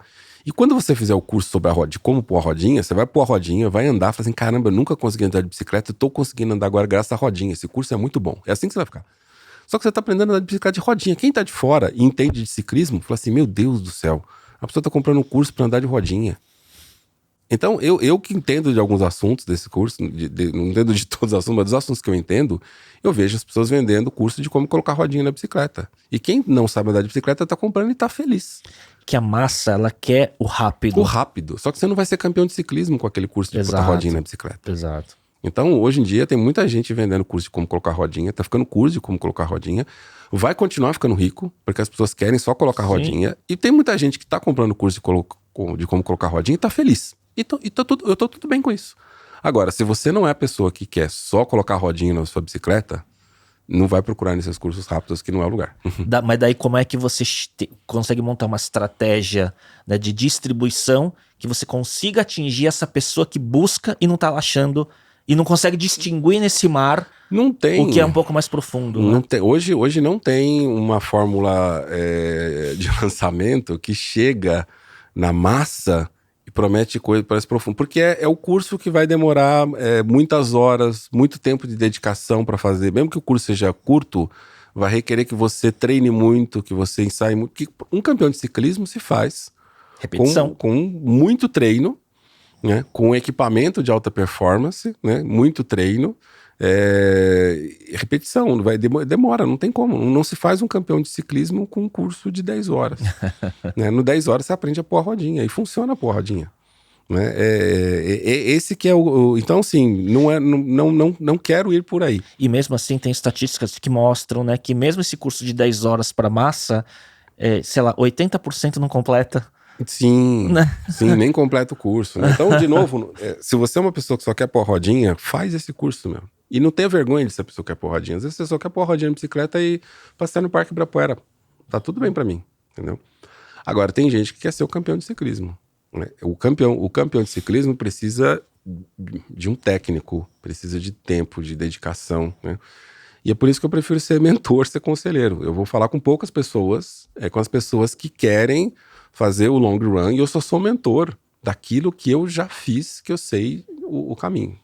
Eu estava falando outro dia com uma pessoa também que está muito conectado com o mundo corporativo, B2B, com muito repertório, falou assim, por isso que eu não estou preocupado em ter 100 mil seguidores e audiência de milhões, né? Porque meu mercado endereçável é de 5 mil pessoas. No Brasil, por exemplo, Sim. Né? 5 mil decisores nas empresas que eu preciso atingir, tá bom. O Kevin Kelly, né, da Wired, que foi um dos cofundadores da Wired, né, o primeiro editor da Wired, fala, ele tem um artigo antigo no blog dele, lá em HTML, com uma fonte tamanho 8, lá que chama 1,000 True Fans, né? Que você só precisa de 1.000 pessoas que gostem muito do seu conteúdo. Né? Porque daí você, como um creator ou como uma autoridade naquele tema, você já está garantido para o resto da sua vida. Sim. Acho muito curioso isso. Eu acho que você tem que fazer coisas de baixa fricção, de acesso amplo, porque pegar no que eu quero, eu também quero atingir poucas pessoas que são os líderes de empresa que queiram contratar conselheiros. Que é o ticket alto seu, né? Que queiram contratar treinamento em empresas, palestras em empresas, que queiram contratar um conselheiro, né? São poucas pessoas, mas essas pessoas, eu não vou chegar para elas, ela não vai, tipo, tá vendo um Reels no Instagram, um post no LinkedIn e vai me contratar. Mesmo que eu faça um conteúdo muito bom nessas plataformas, que eu preciso fazer mais conteúdo, inclusive. Provavelmente vai ser outra pessoa que vai recomendar para ela. Então, quanto mais pessoas eu tiver na minha rede me recomendando, eu consigo chegar nisso. Então, tem valor. Tem um topo do funil mesmo do B2B aí, né? Tem um valor de ter uma audiência grande. Né? Eu tenho um e-book sobre tendências de inovação. 200 tendências de inovação. Dá um trabalho desgraçado juntar aquilo ali. O pessoal fala, dá pra fazer com o ChatGPT, né? Faz então com o ChatGPT, é o bonito aí, né? Faz aí, né? Porque não é só levantar as tendências, organizar as tendências, mas achar bons exemplos. O livro tem um exemplo de cada tendência, né? E outro dia um cara olhou e falou assim, um grande amigo meu olhou e falou assim, pô, por que você não vende isso aqui? Isso aqui dá pra vender pelo menos por uns 30 reais, assim, né? E eu já teve mais de 2 mil downloads. Eu falei assim, pô, já dava aí 60 pau, né? Eu falei assim, cara, na verdade eu quero que as pessoas baixem, leiam, falem que foda e manda pra outro, e manda pra outro, e manda pra outro. Quando você digita lá os dados, ele abre o link. Se a pessoa copiar o link, ela tem um link do PDF direto, ela manda para os outros sem os outros me dar lead. Eu falei assim, pô, mas tem um jeito do cara passar pra frente sem dar o lead. Eu falei assim, cara, que eu quero um monte de gente leia. Eu quero um monte de gente leia. E quando alguém pensar assim, pô, tô precisando de alguém para me dar conselhos sobre inovações tecnológicas. Nome é você. Que aqui lembra de mim. Eu falei assim, pô, eu li um livro 260, um e-book 260 tendências tecnológicas. O cara explica de uma forma clara, o cara dá exemplos práticos. Acho que valia pelo menos você bater um papo. Não sei se ele vai poder ajudar, mas valia pelo menos você bater um papo com ele. Ele é acessível, aqui tá o contato dele, já tem o contato no próprio e-book. Pronto, é isso que eu quero. Né? Então, e na verdade essa distribuição em massa, ele é o seu CAC barato por conta dessa distribuição semi-viral, de certa forma, né? Exatamente. Que de repente vai vir por conta de 3 níveis de recomendação, vai chegar um ticket alto de uma consultoria. Né? Cara, um analista que vai me seguir ali no LinkedIn, no Instagram, vai baixar, vai mandar pro chefe dele, o chefe dele vai mandar pro chefe dele, que daí vai mandar pra alguém falando, pô, legal, deixa eu bater um papo com essa pessoa aí, né? De uma forma diferente, mas esse negócio de canais de aquisição de oportunidades, né? Eu sou cliente da Barbearia Corleone, né? Daí, e eu vou lá, na minha rotina eu falei, toda semana eu vou lá antes de vir gravar, quando eu gravo à tarde. Hoje foi de manhã e não deu tempo. ontem gravou pela primeira vez aqui no estúdio um cliente que contratou uma série de serviços do estúdio que foi indicado pelo meu barbeiro. Olha só. Improvável, né? Exato. Então, por estar toda semana no barbeiro falando do podcast, das gravações, né, ele indicou uma pessoa do mercado B2B corporativo e que, para mim, não achava que ia gerar um high ticket, né? E gerou. Né? Então, exato.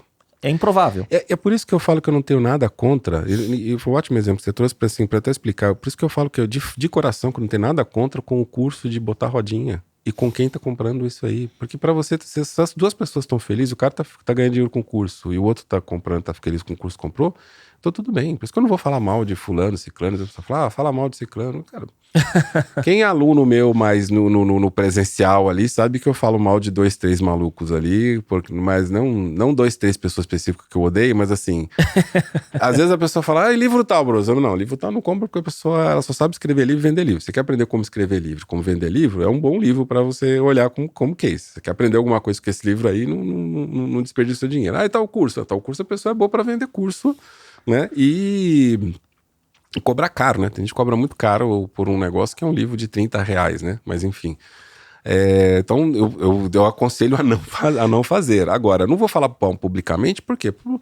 Porque a questão eu não tenho nenhum problema que essa pessoa tá ganhando muito dinheiro, né? Não tenho nenhum problema com isso. E tem gente que tá comprando o produto dela e tá feliz, né? E eu não quero que essas pessoas se sintam mal. Porque se você comprou e tá dando certo pra você, tá tudo bem. Eu não quero fazer ninguém sair se sentir mal. Meu trabalho não é fazer as pessoas se sentirem mal. Se eu acho que tem outro mercado para outro tipo de produto, eu vou fazer esse outro tipo de produto. Aí é um problema meu. Né? No círculo pequeno, quando você tem um papel de professor, ou de curador, ou de conselheiro, aí você tem que dar sua opinião. Sim, né? sim. Mas não é uma opinião que eu preciso ostensivamente colocar ela publicamente, porque eu não quero derrubar militante, ninguém. Né? Não quero derrubar ninguém e não quero que ninguém se sinta mal. E tem pessoas que estão gastando muito dinheiro com esses coaches e influencers e tudo mais, e tá feliz com isso, cara. Sim. Então, o dinheiro é meu? Não. O dinheiro é dela. Ela tá feliz com isso? Não tem nada a ver com isso, então. Ednei, fechando essa parte de carreira, mercado e tudo mais, o que tem no radar de projetos e próximos passos que você possa compartilhar aí com a audiência? Cara, você falou muito de conselho, né, e tudo mais. Eu vou começar uma nova jornada editorial de conteúdo, porque primeiro que eu passei muito tempo fechado, né? Eu tava até junho do ano passado na Digital House, eu fiquei isso com 5 anos como diretor acadêmico lá, então tudo que eu tava fazendo era para a Digital House. Eu parei de produzir conteúdo, eu parei de dar palestra, eu parei de dar mentoria, eu quase parei de dar aula em outros lugares, eu dando aula em pouquíssimos lugares além da própria Digital House. Então, quando eles compraram a Rocket City e saíram do Brasil como marca. Então, a Rocket City que está hoje no Brasil, ela é a Digital House Argentina tem sociedade nela, e é dessa forma que eles estão presentes no Brasil. Mas a Digital House, como marca e outros cursos que eles têm que não faz parte do portfólio da Rocket City, eles tiraram do Brasil. Isso, eu que sou um cara mais generalista, ou como os amigos agora estão chamando de nexialista, né? Conhece as coisas num determinado grau de profundidade e ajuda a conectar, fazer nexo, né? Que bom esse nome. Nexialista, ajuda a fazer nexo. Já não era mais necessário um cara como eu. Eles demitiram mais umas 400 pessoas, né? Então eu passei por uma fase aí de redescoberta e reinvenção. Então eu tive que criar produtos, agora eu tô com cursos criados, tô vendendo esses cursos, tá funcionando. Produzir conteúdos de vários tipos, e eu acho que agora eu encontrei meu novo nicho, vamos assim dizer.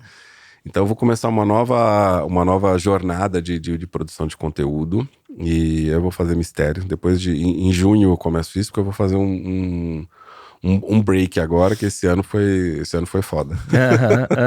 O que eu dei de aula, de palestra, de mentoria esse ano, eu tô precisando... Esse ano 23. Esse ano em 23. 5 meses. Em 5 meses. Eu tô esgotado física e emocionalmente. Eu vou tirar férias, vou tirar 15 dias de férias. 15 dias, né? Nem um mini sabático. Não, né? São 15 dias de férias para dar de onde eu fico bem desplugado mesmo. Se tentar me mandar mensagem esses dias, vai receber uma mensagem automática dizendo que eu tô de férias. Vou voltar com uma nova editoria de conteúdo Eu tava com um projeto de um livro que já tava bem avançado. Eu pausei, eu vou retomar esse projeto do livro. Do der certo, deve lançar ainda esse ano. E eu vou ter que reescrever muita coisa, porque muita coisa mudou. Mas foi bom não ter dado certo, que senão eu ia ter que reescrever de qualquer maneira para esse ano. Tô com um novo livro. Eu tô fazendo uma formação para conselheiros. Então, hoje eu tô no conselho de uma empresa, tô com uma advisor de uma startup. E aí até essa nova, o livro, a nova produção de conteúdo vem com uma editoria pensando um pouco me posicionar mais nesse sentido, né, como conselheiro. Então é um pouco do que eu estou fazendo pro futuro. Eu vou continuar com os cursos, né, mas e aí tem livro, outra produção de conteúdo, conselhos, é um pouco mais para aí que eu tô olhando quando eu falo da minha carreira. Sim. Né? E quero continuar visitando uma coisa que eu tinha começado a fazer, que eu pausei por causa da pandemia, que eu quero retomar agora, é visitar centros de inovação em outros lugares do mundo. Né? Esse ano eu consegui em Israel, estou planejando ir para a China, que eu já devia ter ido, mas a pandemia não me deixou. Mas pelo que eu tenho falado aí com os lugares que estão fazendo imersões na China, mais provável para o começo do ano que vem, porque apesar de ter aberto o visto, está uma fila gigantesca, então devo ano que vem retomar essas imersões internacionais para conhecer outras culturas. Eu cada vez, para mim, eu vejo que é mais fundamental para você entender diferentes perspectivas de negócio, sabe? É muito fácil. Eu fui advisor, sócio de várias startups. É muito fácil você estar ali, um negócio pequeno, pouca gente, todo mundo quer inovar, todo mundo quer empreender. É muito fácil você dar conselho nesse contexto, né? Agora, você chegar numa empresa familiar, numa empresa estabelecida, entender aquele contexto, entender as dificuldades e ver como que a gente pode sair daquela prisão mental, muitas vezes que tá. Né? É mais do que só saber sobre tecnologia e inovação. Acho que a quebra é muito mais de cultura. De cultura, principalmente empresa familiar, né? Exato. Então, do que tecnologia. Então eu fui para Israel recentemente. O que eu aprendi sobre cultura, para mim, foi muito mais importante do que eu aprendi sobre tecnologia.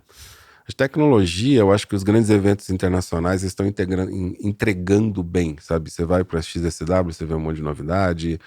Tem outro evento que eu gosto mais, que eu acho que os brasileiros deveriam ir mais, que é o Vivatech Paris, que ele tem protótipos, você pode chegar lá, pegar e interagir, sabe? A gente fala tanto de interface homem-máquina, né?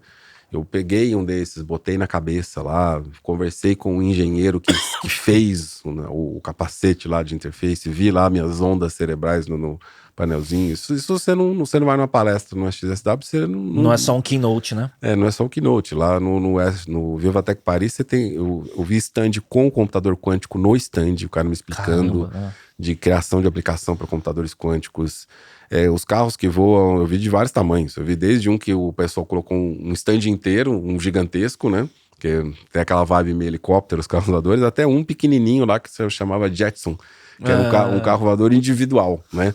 Que estava lá mostrando impressora de concreto. Então tem todas essas tecnologias disruptivas para você interagir, né? Botar a mão, tirar foto e falar com a pessoa que fez, né? Então acho que os eventos estão entregando bem isso, você conhecer as tecnologias. Agora, quando você vai numa imersão, que nem eu fui em Israel, você entende o que aquele povo passou para conseguir criar um país no deserto. Como que você, num país pequeno, você cria negócios globais, né? E aí você começa a ver desafios que as pessoas tiveram que vencer, não com tecnologia, mas com determinação, com garra, com motivação, com resiliência, com apoio, com colaboração, né? Israel viu muita coisa sobre colaboração, sobre o apoiar um ao outro, apoiar a sociedade, sobre trabalhar junto. E eu vi isso nas ONGs que eu visitei e não nas startups que eu visitei. Que legal. Né? Sobre sobrevivência no deserto, tem desde o lance do clima, né, que isso moldou muito da tecnologia que eles criaram. Irrigação por gotejamento nasceu lá em Israel. Eu visitei um kibbutz, que é um negócio profundamente comunista e todo mundo andando ali milionário. Então, quem acha que comunismo não funciona, né, devia visitar a China e visitar kibbutz em Israel, né? O pessoal fala, é bizarro porque assim, eu vejo o mesmo cara que fala mal, e eu não sou comunista de jeito nenhum, né? longe de mim, inclusive. Mas a gente tem que ser menos radical com essas coisas, sabe? Olha, Israel é um país bastante socialista e um país rico. A China se diz comunista, é capitalista que sua porra, né? E dá certo. Portugal, né? Que é outro tem lugar de inovação, eventos, Web Summit, Lisboa, tudo mais. É um país hoje de governo socialista também, de muito avanço socialista. A gente tem que olhar menos radical se eu sou socialista, se eu sou capitalista, se eu sou liberal, se eu sou progressista, e mais o tipo assim, o que tá dando certo em cada uma dessas culturas. É porque a semântica, às vezes, ela já limita, né? Sim, exato. Então, assim, eu sou muito neutro sobre essas questões. Eu brinco que eu sou pró-humanidade, né? Tem um evento que eu tô organizando agora que tem muitas pessoas negras, LGBT, etc. Por quê? Porque, cara, eu entendo que tecnicamente, quando você tem pessoas diversas, você tem mais diversidade de repertório, e repertório é uma das coisas mais importantes para você trabalhar criatividade e para você trabalhar agora com inteligência artificial. A gente acabou de falar que precisa de repertório para você fazer as coisas, né? Eu vejo o cara que quer vender que essa é a maior empresa do Brasil, né? Vender para toda a população. A maior parte da população brasileira é negra. Se botar negros dentro da sua empresa, você vai entender isso mais rápido. Então tem aspectos técnicos que às vezes as questões políticas, elas atrapalham um pouco a enxergar. Né? E do mesmo jeito, quando a gente vai para o campo progressista, as pessoas têm dificuldades com questões liberais de comando e controle de dinheiro, de finanças, de investimento. Então eu vejo, para mim, se colocar dentro de um campo limita muito isso. E isso são coisas que você vai ver cultura de outros países, você vê assim, cara, a gente está numa sociedade muito dividida aqui no Brasil, tem outros lugares do mundo que vivem experiências similares, como os Estados Unidos. E talvez os Estados Unidos hoje seja o pior lugar de modelo para o Brasil olhar. Né?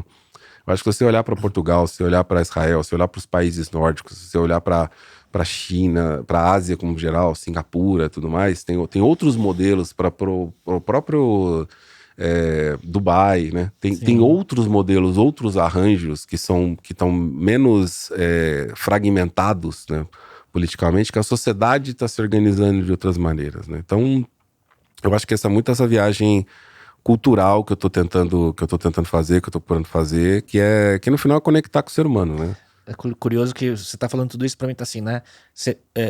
Você pluga inovação tecnológica, porque inovação não é só tecnológica, não, mas Sim. Você pluga inovação tecnológica sobre que tipo de sociedade, né? Exato. Então, assim, às vezes o problema na empresa não é de inovação tecnológica, porque você chega lá, o cara tá com iPhone, o cara tá com MacBook, o cara, ele usa iFood, ele usa Uber e tudo, mas na empresa dele não tem colaboração. Ele usa um monte de startups no dia a dia dele. Sim. Mas na empresa dele não colabora com startups. Sim. Né? E às vezes, às vezes uma questão cultural. Tipo, cara, por que eu vou pôr diversidade aqui? Porque os progressistas estão mandando? Não, calma lá, vamos entender o que você quer. Sim. O que você quer? Você quer vender para que tipo de público? Você tem que chamar a gente desse público para sentar na mesa e participar das decisões. Né? Teve outro dia um caso numa aula que o pessoal falou assim: a pessoa queria vender para pessoas negras, simples, e aí no brainstorming na empresa chamaram a copeira. Falou assim, chama a copeira lá, né, Dona Maria, sei lá qual é o nome dela lá, e pergunta pra ela aqui o que ela pensa, o que ela acha, né, e o pessoal achou isso genial, achou fantástico, assim, não, a Dona Maria pode falar na mesa, tudo mais. Eu falei assim, tá, mas vocês pagaram ela como consultora criativa? Eu falei assim, não. Ela falou assim, cara, ela não entregou o melhor dela, porque você tá remunerando ela como copeira, o que ela vai fazer melhor pra você é entregar café. Se você acha que aquela pessoa tem valor por causa da origem dela, do que ela vive, você tem que remunerar ela de acordo. E até o fato gerador de convidar a pessoa, né, como representante daquele cluster para quem você quer vender, até a forma que te motivou a fazer aquilo pode ser errada. Não foi uma forma profissional, entendeu? Tipo assim, se eu preciso entender melhor quase já desmerece, né? Exato. E isso acontece em todos os campos, viu? Sim. Isso acontece em todos os campos. A pessoa chama lá a pessoa que é consultor, tem um amigo que é consultor financeiro, mas assim, você quer pedir conselho para ele, mas você não quer botar a sua grana no portfólio dele para ganhar. Né? Então isso não é uma questão de gênero, de raça, é uma questão da gente não remunerar as pessoas pelo valor que elas realmente entregam. Né? A gente conhece um amigo advogado, que ele advoga pra gente de graça. Né? A gente que é médico, a gente quer pedir conselho pro médico de graça. Entendeu? Isso tá tão errado para quando você pedir pela copeira. Né? A copeira também tá passando por uma questão social diferente, obviamente que isso vai causar mais revolta dependendo do segmento, mas tudo isso falta uma colaboração mais ampla, sabe? Tem uma questão cultural, né? A gente já quase entra pedindo favor. Ou quase entra pedindo para qualquer, né, cenário desses, né? E talvez pro médico de fato não faça muita falta, para advogado não faça muita falta, e eu acho que tá certo em reclamar mais quando é a copeira, né? Mas é um problema que pega tudo. É um problema que pega tudo, né? Então você tem que ficar, acho que mais indignado com a copeira ser usada como consultora criativa e não receber, mas tem que ficar indignado também com o advogado, com o médico não receber. Porque no fundo, todos nós estamos prestando serviço. Sim. Né? E se a gente sempre vai fornecer o serviço para outro de graça, vai todo mundo morrer de fome. Agora, se todo mundo remunerar todo mundo, a gente está fazendo isso circular. Isso já mexe na questão da economia também. Então... aí a gente está falando de quase uma mudança do sistema operacional como um todo, né? Do sistema operacional. Eu acho que a ideia de usar a palavra sistema operacional é interessante porque é o jeito que a gente está acostumado a viver e pensar como você deu. O sistema operacional da nossa cabeça mesmo. Talvez, né? O firmware, não é nem o sistema operacional, né? É o nosso firmware, nosso framework, tudo para. Mas é isso. Então eu vejo quando você entrar numa empresa que é uma realidade completamente diferente da sua, você tem que saber dar 2 passos para trás e entender aquela realidade. Sem julgamentos, entendeu? É uma empresa familiar. A empresa familiar tem um monte de problemas que várias empresas familiares têm. Mas outro dia eu vi um modelo de uma empresa familiar. Caramba, coisa incrível. Uma empresa familiar, estava falando no curso de inovação, uma empresa familiar com uma gestão horizontal, com um modelo de corporate venture capital investindo. Olha só. Com um assessment para decidir se as pessoas da família podiam ou não participar da empresa. Não era automaticamente todo mundo herdeiro. Então é super avançado. Então, da mesma forma que você falou dos exemplos de modelos de governo, falar empresa familiar que traz na cabeça, né, arcaico, né, cultura estagnada. Exato. É um preconceito, tem um governança. Então, assim, a gente não é. Cara, não é. A gente não pode generalizar nada. Né? E eu falei assim: mas Dinei, mas a sociedade é machista. A sociedade é machista. Todo mundo é machista? Não, todo mundo é machista. Agora, a gente tem que entender que a sociedade é machista, a gente tem que entender que a sociedade é preconceituosa, porque isso influi na nossa forma de gerir negócios. Eu dou muito exemplo de dados. Outro dia eu estava num evento, o pessoal perguntou assim: fiz uma pergunta no ChatGPT, o ChatGPT teve viés. Isso não te preocupa? Eu falei assim: isso me preocupa, isso sempre me preocupou, porque todo tipo de dado tem viés. Se você não entende que todo tipo de dado tem viés, a sua forma de olhar a sociedade ela está prejudicada. Eu contei a história de 2 empresas nos Estados Unidos, são histórias reais. São empresas que dão crédito, concessão de crédito, né? 2 empresas implantaram inteligência artificial. Uma separou todas as propostas que foi dado crédito, as que foram negadas, pediu para a inteligência artificial analisar, criar um modelo e depois começar a automaticamente definir se tinha que dar crédito ou negar.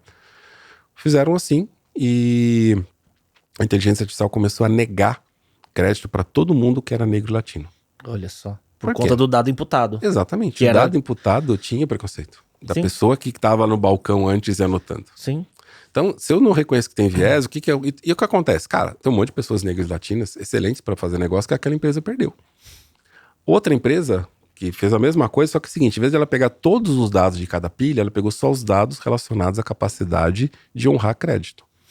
Qual a formação que você tem, como a sua casa já foi hipotecada, qual o valor, que emprego você tem, qual a sua renda, suas posses, enfim, questões que estão ligadas à sua capacidade de honrar ou não o crédito de alguma coisa. Independente de raça, origem e tudo mais. Exato, quanto você pode gerar renda e quanto você tem de garantia, né? Basicamente isso. Quando colocado esse sistema operacional em produção, ele começou a dar crédito com maior volume para pessoas negras e latinas e passou a ter uma inadimplência menor, inclusive. Ou seja, eu melhorei a performance do negócio e conquistei mais clientes. Assim, se você é progressista, se você é data-driven. Sim. Entendeu? Então, quer dizer, mais acontece. Eu tenho que reconhecer que tem que viés. Então, quem não reconhece que tem viés, acha que é tudo mimimi, né? Ou quem acha que você tem que fazer só pela questão social, acho que estão 2 extremos. Que você entende? Porque essa questão das empresas de crédito é uma questão de negócios. Ela deu mais crédito para pessoas negativas. É bom do ponto de vista social. E diminuindo a inadimplência, melhorou a performance do business. É bom no fundo de negócio também. Você entende quando eu falo que quem está no ponto extremo de um lado do outro, no final das contas está perdendo dinheiro? Sim. Então, assim, é inegável que tem preconceito e a gente tem que lutar contra esse preconceito. A gente tem que lutar com esse preconceito nas análises de negócio. Porque os dados estão ali, os dados têm viés. Então, quando eu falo assim, o ChatGPT tem, eu falo assim, tem, cara, ele foi treinado com a humanidade tem preconceito de tudo que é coisa que você imaginar. Então, dependendo da pergunta que você fizer, ela vai vir enviesada. né? O que você pode fazer é pedir para ele remover vieses. Você consegue colocar isso no comando, mas para isso você tem que ter clareza de que existe o viés. Se você é negacionista do viés, falar, não tem preconceito, não vai dar. Né? Não, é muito louco isso, como todos os exemplos que você dá, ele é simplesmente uma potencialização do comportamento humano, Exato. né, em larga escala, aplicada à tecnologia. Né? A empresa lá que eu falei familiar, que eu vi como exemplo fantástico, que não sei se é o que eles querem que saiba como é que é, então eu não vou falar o nome, mas assim, eles decidiram que não é porque você é herdeiro, automaticamente você tem direito. Uhum. Na verdade, eles sim acabaram com a meritocracia. Eles analisaram, tipo, olha, se você não tiver esses pré-requisitos aqui, tipo, se a pessoa que é da família não tem pelo menos, eles falaram acho que 25%, se não me engano. Se ela não é 25% acima do mercado, em termos de experiência, de formação, etc., de portfólio, ela não trabalha na empresa. Então, assim, você tem que ser mais merecedor ainda. Assim, por que você tem mais merecedor, não ser igual? Eu achei isso interessante. Porque se você é igual, as pessoas ainda vão falar que você foi favorecido. E no final é, né, cara? No Sim. final essa é a realidade que é, entendeu? Então, assim, não pode falar, meu pai e minha mãe trabalhou, meu avô trabalhou, né? Meu pai e meu avô trabalhou, eu mereço. Não merece porra nenhuma, entendeu? E aí aumentou com certeza a chance de perpetuar o negócio. Exatamente. Então, quando passa a entender que, olha, existe um favoritismo aqui, nós temos que tirar esse favoritismo, criou um mecanismo que fez com que o negócio prosperasse. Muito bom. Né? Então, assim,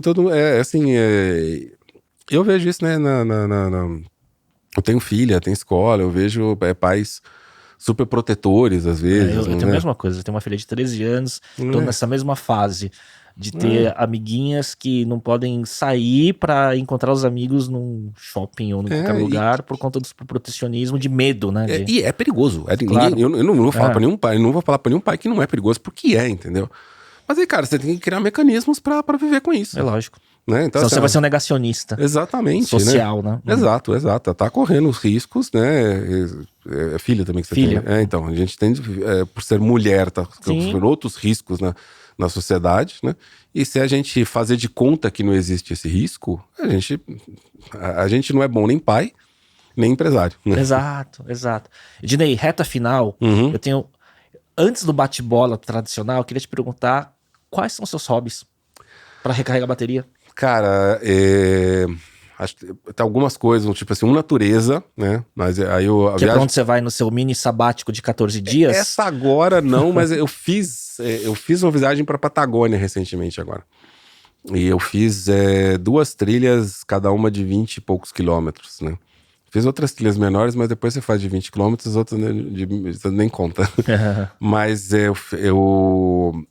e nem sou um cara de performance nem nada disso não, mas estar na natureza, me desconectar, quer dizer, você ir pra um lugar que o sinal de internet, não tem sinal de internet. Recarrega, né? Recarrega muito. Fazer uma atividade física, contemplar.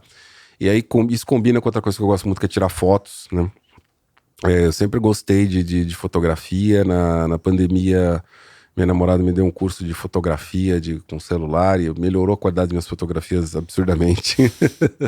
E eu passei a gostar mais. Eu comecei e a ver a foto que melhor. não fica boa, agora você joga na ferramenta e dá o prompt certo e melhora, né? Mas aquele momento de tentar enquadrar, mas eu também não sou muito louco da foto, não, porque assim, às vezes eu tiro 2, 3, 4 fotos ali, eu olho e falo assim, cara, isso aqui não tem como transmitir.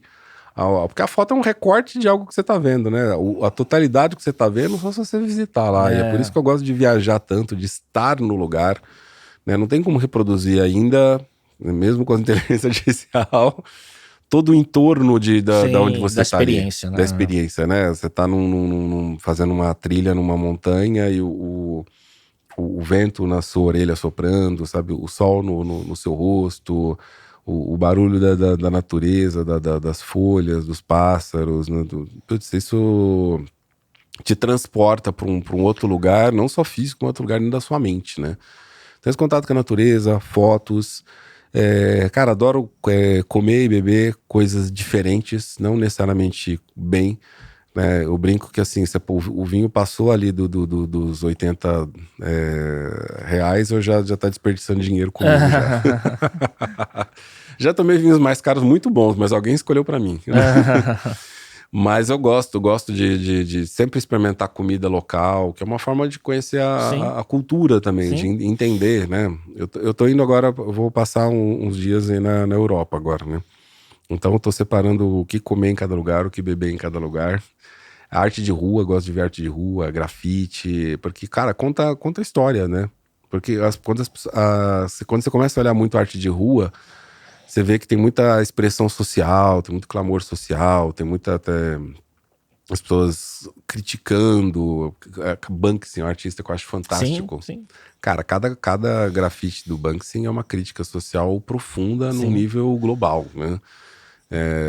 Tem que tá atenta, né? A percepção que tem que estar aberta para interpretar por trás daquele desenho aparentemente simples, né? Sim, então eu gosto de olhar muito pra fora, né? Quando você tá olhando, tipo, a arte de rua, quando você tá olhando paisagem, você tá tirando fotos, você tá olhando pra fora, que acho que eu passo muito tempo olhando pra dentro de mim. A tecnologia é um negócio que acontece muito dentro da nossa cabeça, né? Você imaginando aqui, fervendo o que tá acontecendo, né?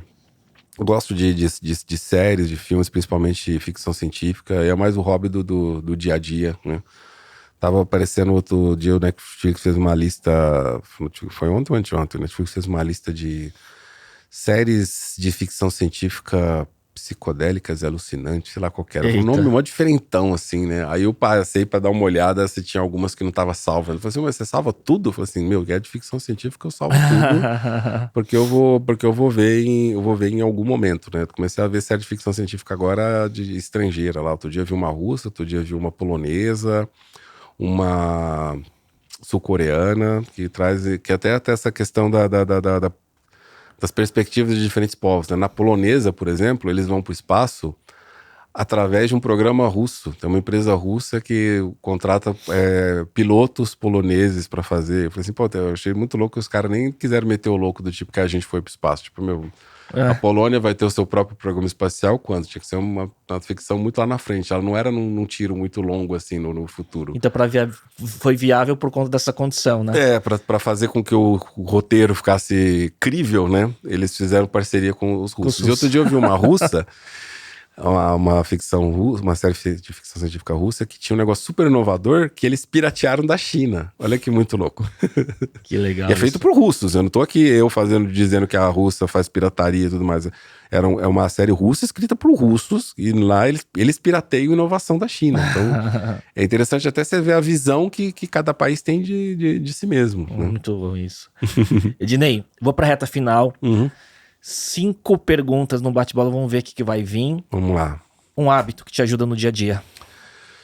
Cara, no dia a dia acho que priorizar e separar as coisas. Tem o horário de parar, tem o horário todo... Eu não faço trabalhar 12 horas por dia e só nas férias descansar. Acho que todo dia eu tenho que ter um tempo para dormir bem, trabalhar com o que é prioritário, né? Saber priorizar, que é isso que traz produtividade, e ter um tempo um tempo para descansar com família, que eu vou ver série, né? Então acho que organizar isso é muito importante para mim, sabe? Boa. Eu aprendi uma técnica que eu não conhecia, que chama Zero Based Calendar, que é você colocar tudo no calendário que você vai fazer para saber calibrar o tempo, inclusive o tempo pessoal.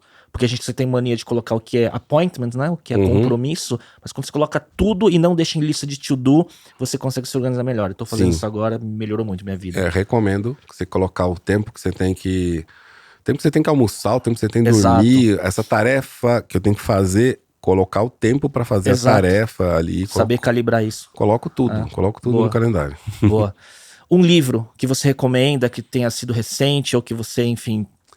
Cara, alguns livros que acho que fazem muito sentido, acho que são muito interessantes em todos os aspectos que eu falei, são os livros do Ailton Krenak, que falam muito sobre Ailton Krenak é um pensador indígena, e ele fala muito dessa realidade que a gente está vivendo agora, tanto de transformação tecnológica, quanto de reconexão com a natureza. Uma coisa... eu tenho antepassados indígenas, e uma coisa que o indígena enxerga que faz muito sentido para mim, ele se enxerga como parte da natureza. Porque a gente enxerga a natureza como um lugar, um espaço que eu vou lá explorar, sobre dominar a natureza, explorar a natureza. Nós somos a natureza. Nós somos um ser vivo, nós somos de matéria orgânica, nos alimentamos de matéria orgânica e nos transformamos matéria orgânica depois que a gente deixa. Nós somos parte da natureza. Então não é sobre eu explorar o rio, não é sobre a natureza, não é sobre eu interagir com a natureza, é sobre entender que eu sou a natureza, né? Então a gente vive uma visão muito antropocêntrica, né? Com o homem, né? No meio, no centro do universo. O homem predador, inclusive. Né? O homem predador. Então o Ayrton, ele desconstrói, o Krenak desconstrói essa visão antropocêntrica, né? Traz uma outra visão e mostra como isso tem relação com uma nova forma de ver o mundo, né? Então são livrinhos pequenos, um deles inclusive é gratuito, você instala o software do Kindle, você pode baixar, se não me engano, Amanhã Não Está à Venda, mas são 4 livrinhos, né? Tem um vermelho, um azul, um amarelo e um verde, os 4 livros eu recomendo, são livros pequenininhos, você lê dá uma sentadinha para relaxar. Excelente. Já leu, gente. Excelente, porque é uma indicação não óbvia. Eu gosto disso. Um podcast, filme ou série que você gostaria de recomendar, já que você é um grande consumidor de conteúdo. Cara, eu acho que eu vou mais para séries aí. Vamos lá. Acho que quem não viu ainda tem que ver Black Mirror, até porque as coisas de Black Mirror vai estrear nova agora em junho. Vai estrear nova agora em junho. Porque as coisas de Black Mirror estão acontecendo.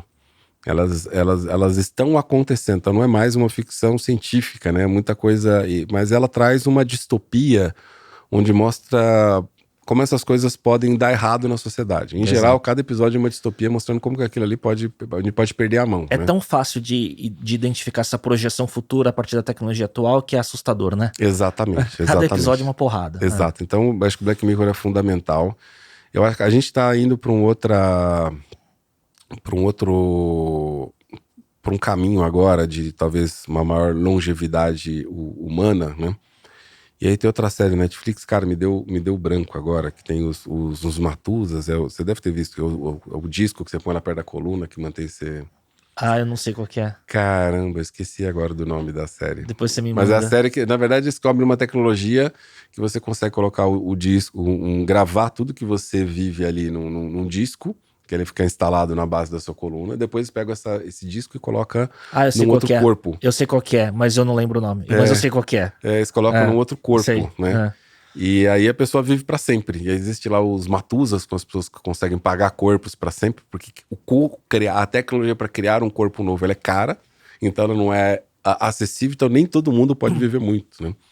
Eu acho que traz reflexões sobre esse lance, o que a gente vai fazer com mais tempo, vivendo mais, porque a gente fica muitas vezes meio poliana, do tipo assim, que lindo o mundo, eu vou viver mais tempo, vou fazer mais coisa. E ali é um futuro meio distópico de novo, onde as coisas não vão muito bem. Não é tão bom. Não é tão bom. Então acho que tem algumas ficções. E tem, agora com muita gente falando por favor, desculpa, obrigado pro ChatGPT, que não precisa, porque ele é uma máquina, né? Mas vale a pena olhar ali um pouco o Blade Runner, que fala um pouco dessa coisa sobre o que é vida.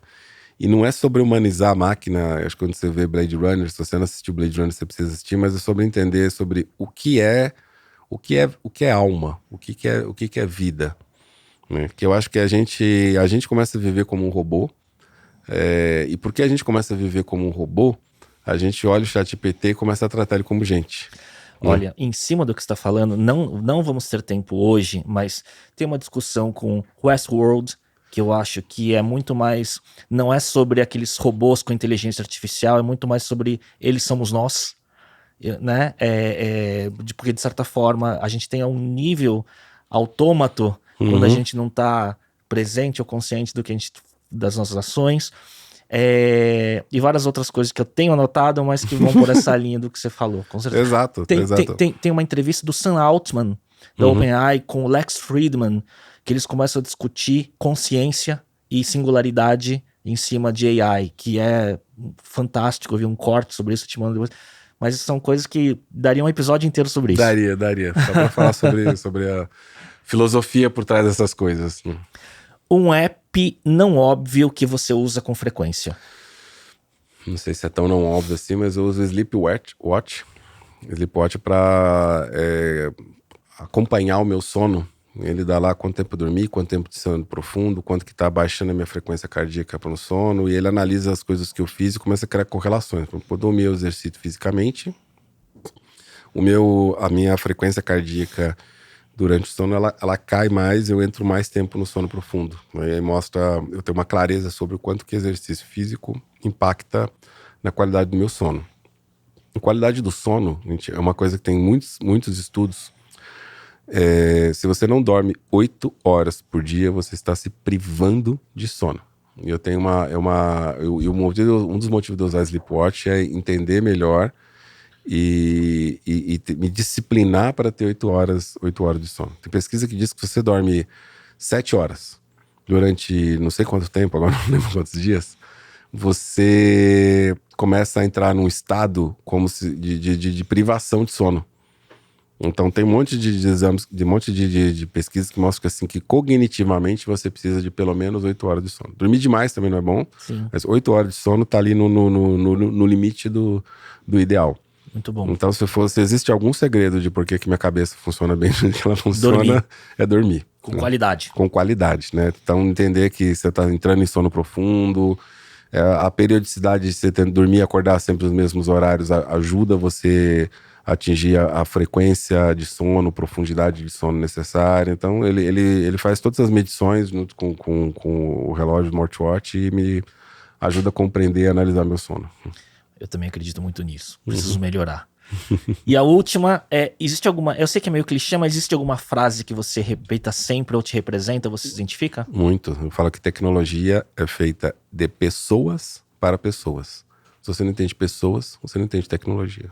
Muito bom. Ednei, tinha tantos tópicos que dava pra criar subcapítulos. Eu falo demais. Não. Mas a gente ia ficar aqui 6 horas, ia ter que dividir em uma temporada de uma série documental, talvez. Não. Mas eu queria te agradecer pelo papo. Sim. E pela disponibilidade. Obrigado pelo papo, obrigado pelo convite. Foi um prazer estar aqui para poder conversar com você. Espero que as histórias, as ideias que a gente conversou aqui gerem insights valiosos para as pessoas que estão nos ouvindo. E vamos ver se em algum momento a gente faz um segundo round desses outros temas aí. Pode ser, a gente fala mais sobre filosofia e cultura, sei lá, eu saio um pouco a gente combina de não falar de ChatGPT. Muito bom. Beleza. Porque é que, na verdade, o ChatGPT a gente precisa para gerar o tráfego, né? A audiência agora, exatamente, né? Exatamente. O assunto do momento, ninguém ia assistir esse episódio se não fosse o ChatGPT. Obrigado, bom descanso, boa recarregar de bateria, porque pelo que você falou, vem muita novidade depois, né? A ideia é sempre essa, sempre volto com a cabeça descansada, corpo descansado, e aí é só pisar no acelerador e você fazendo um monte de coisa. Mas tem que dar as pausas, cara. A vida precisa de pausas. Boa, muito bom. Vale pra mim. Boa reflexão que eu tenho tido ultimamente, que a máquina tá meio esquisita ultimamente. Muito bom. Pessoal, obrigado por acompanhar mais um episódio. Tenho certeza que tiraram muitas lições aqui. Te volto na próxima semana. Tchau, tchau.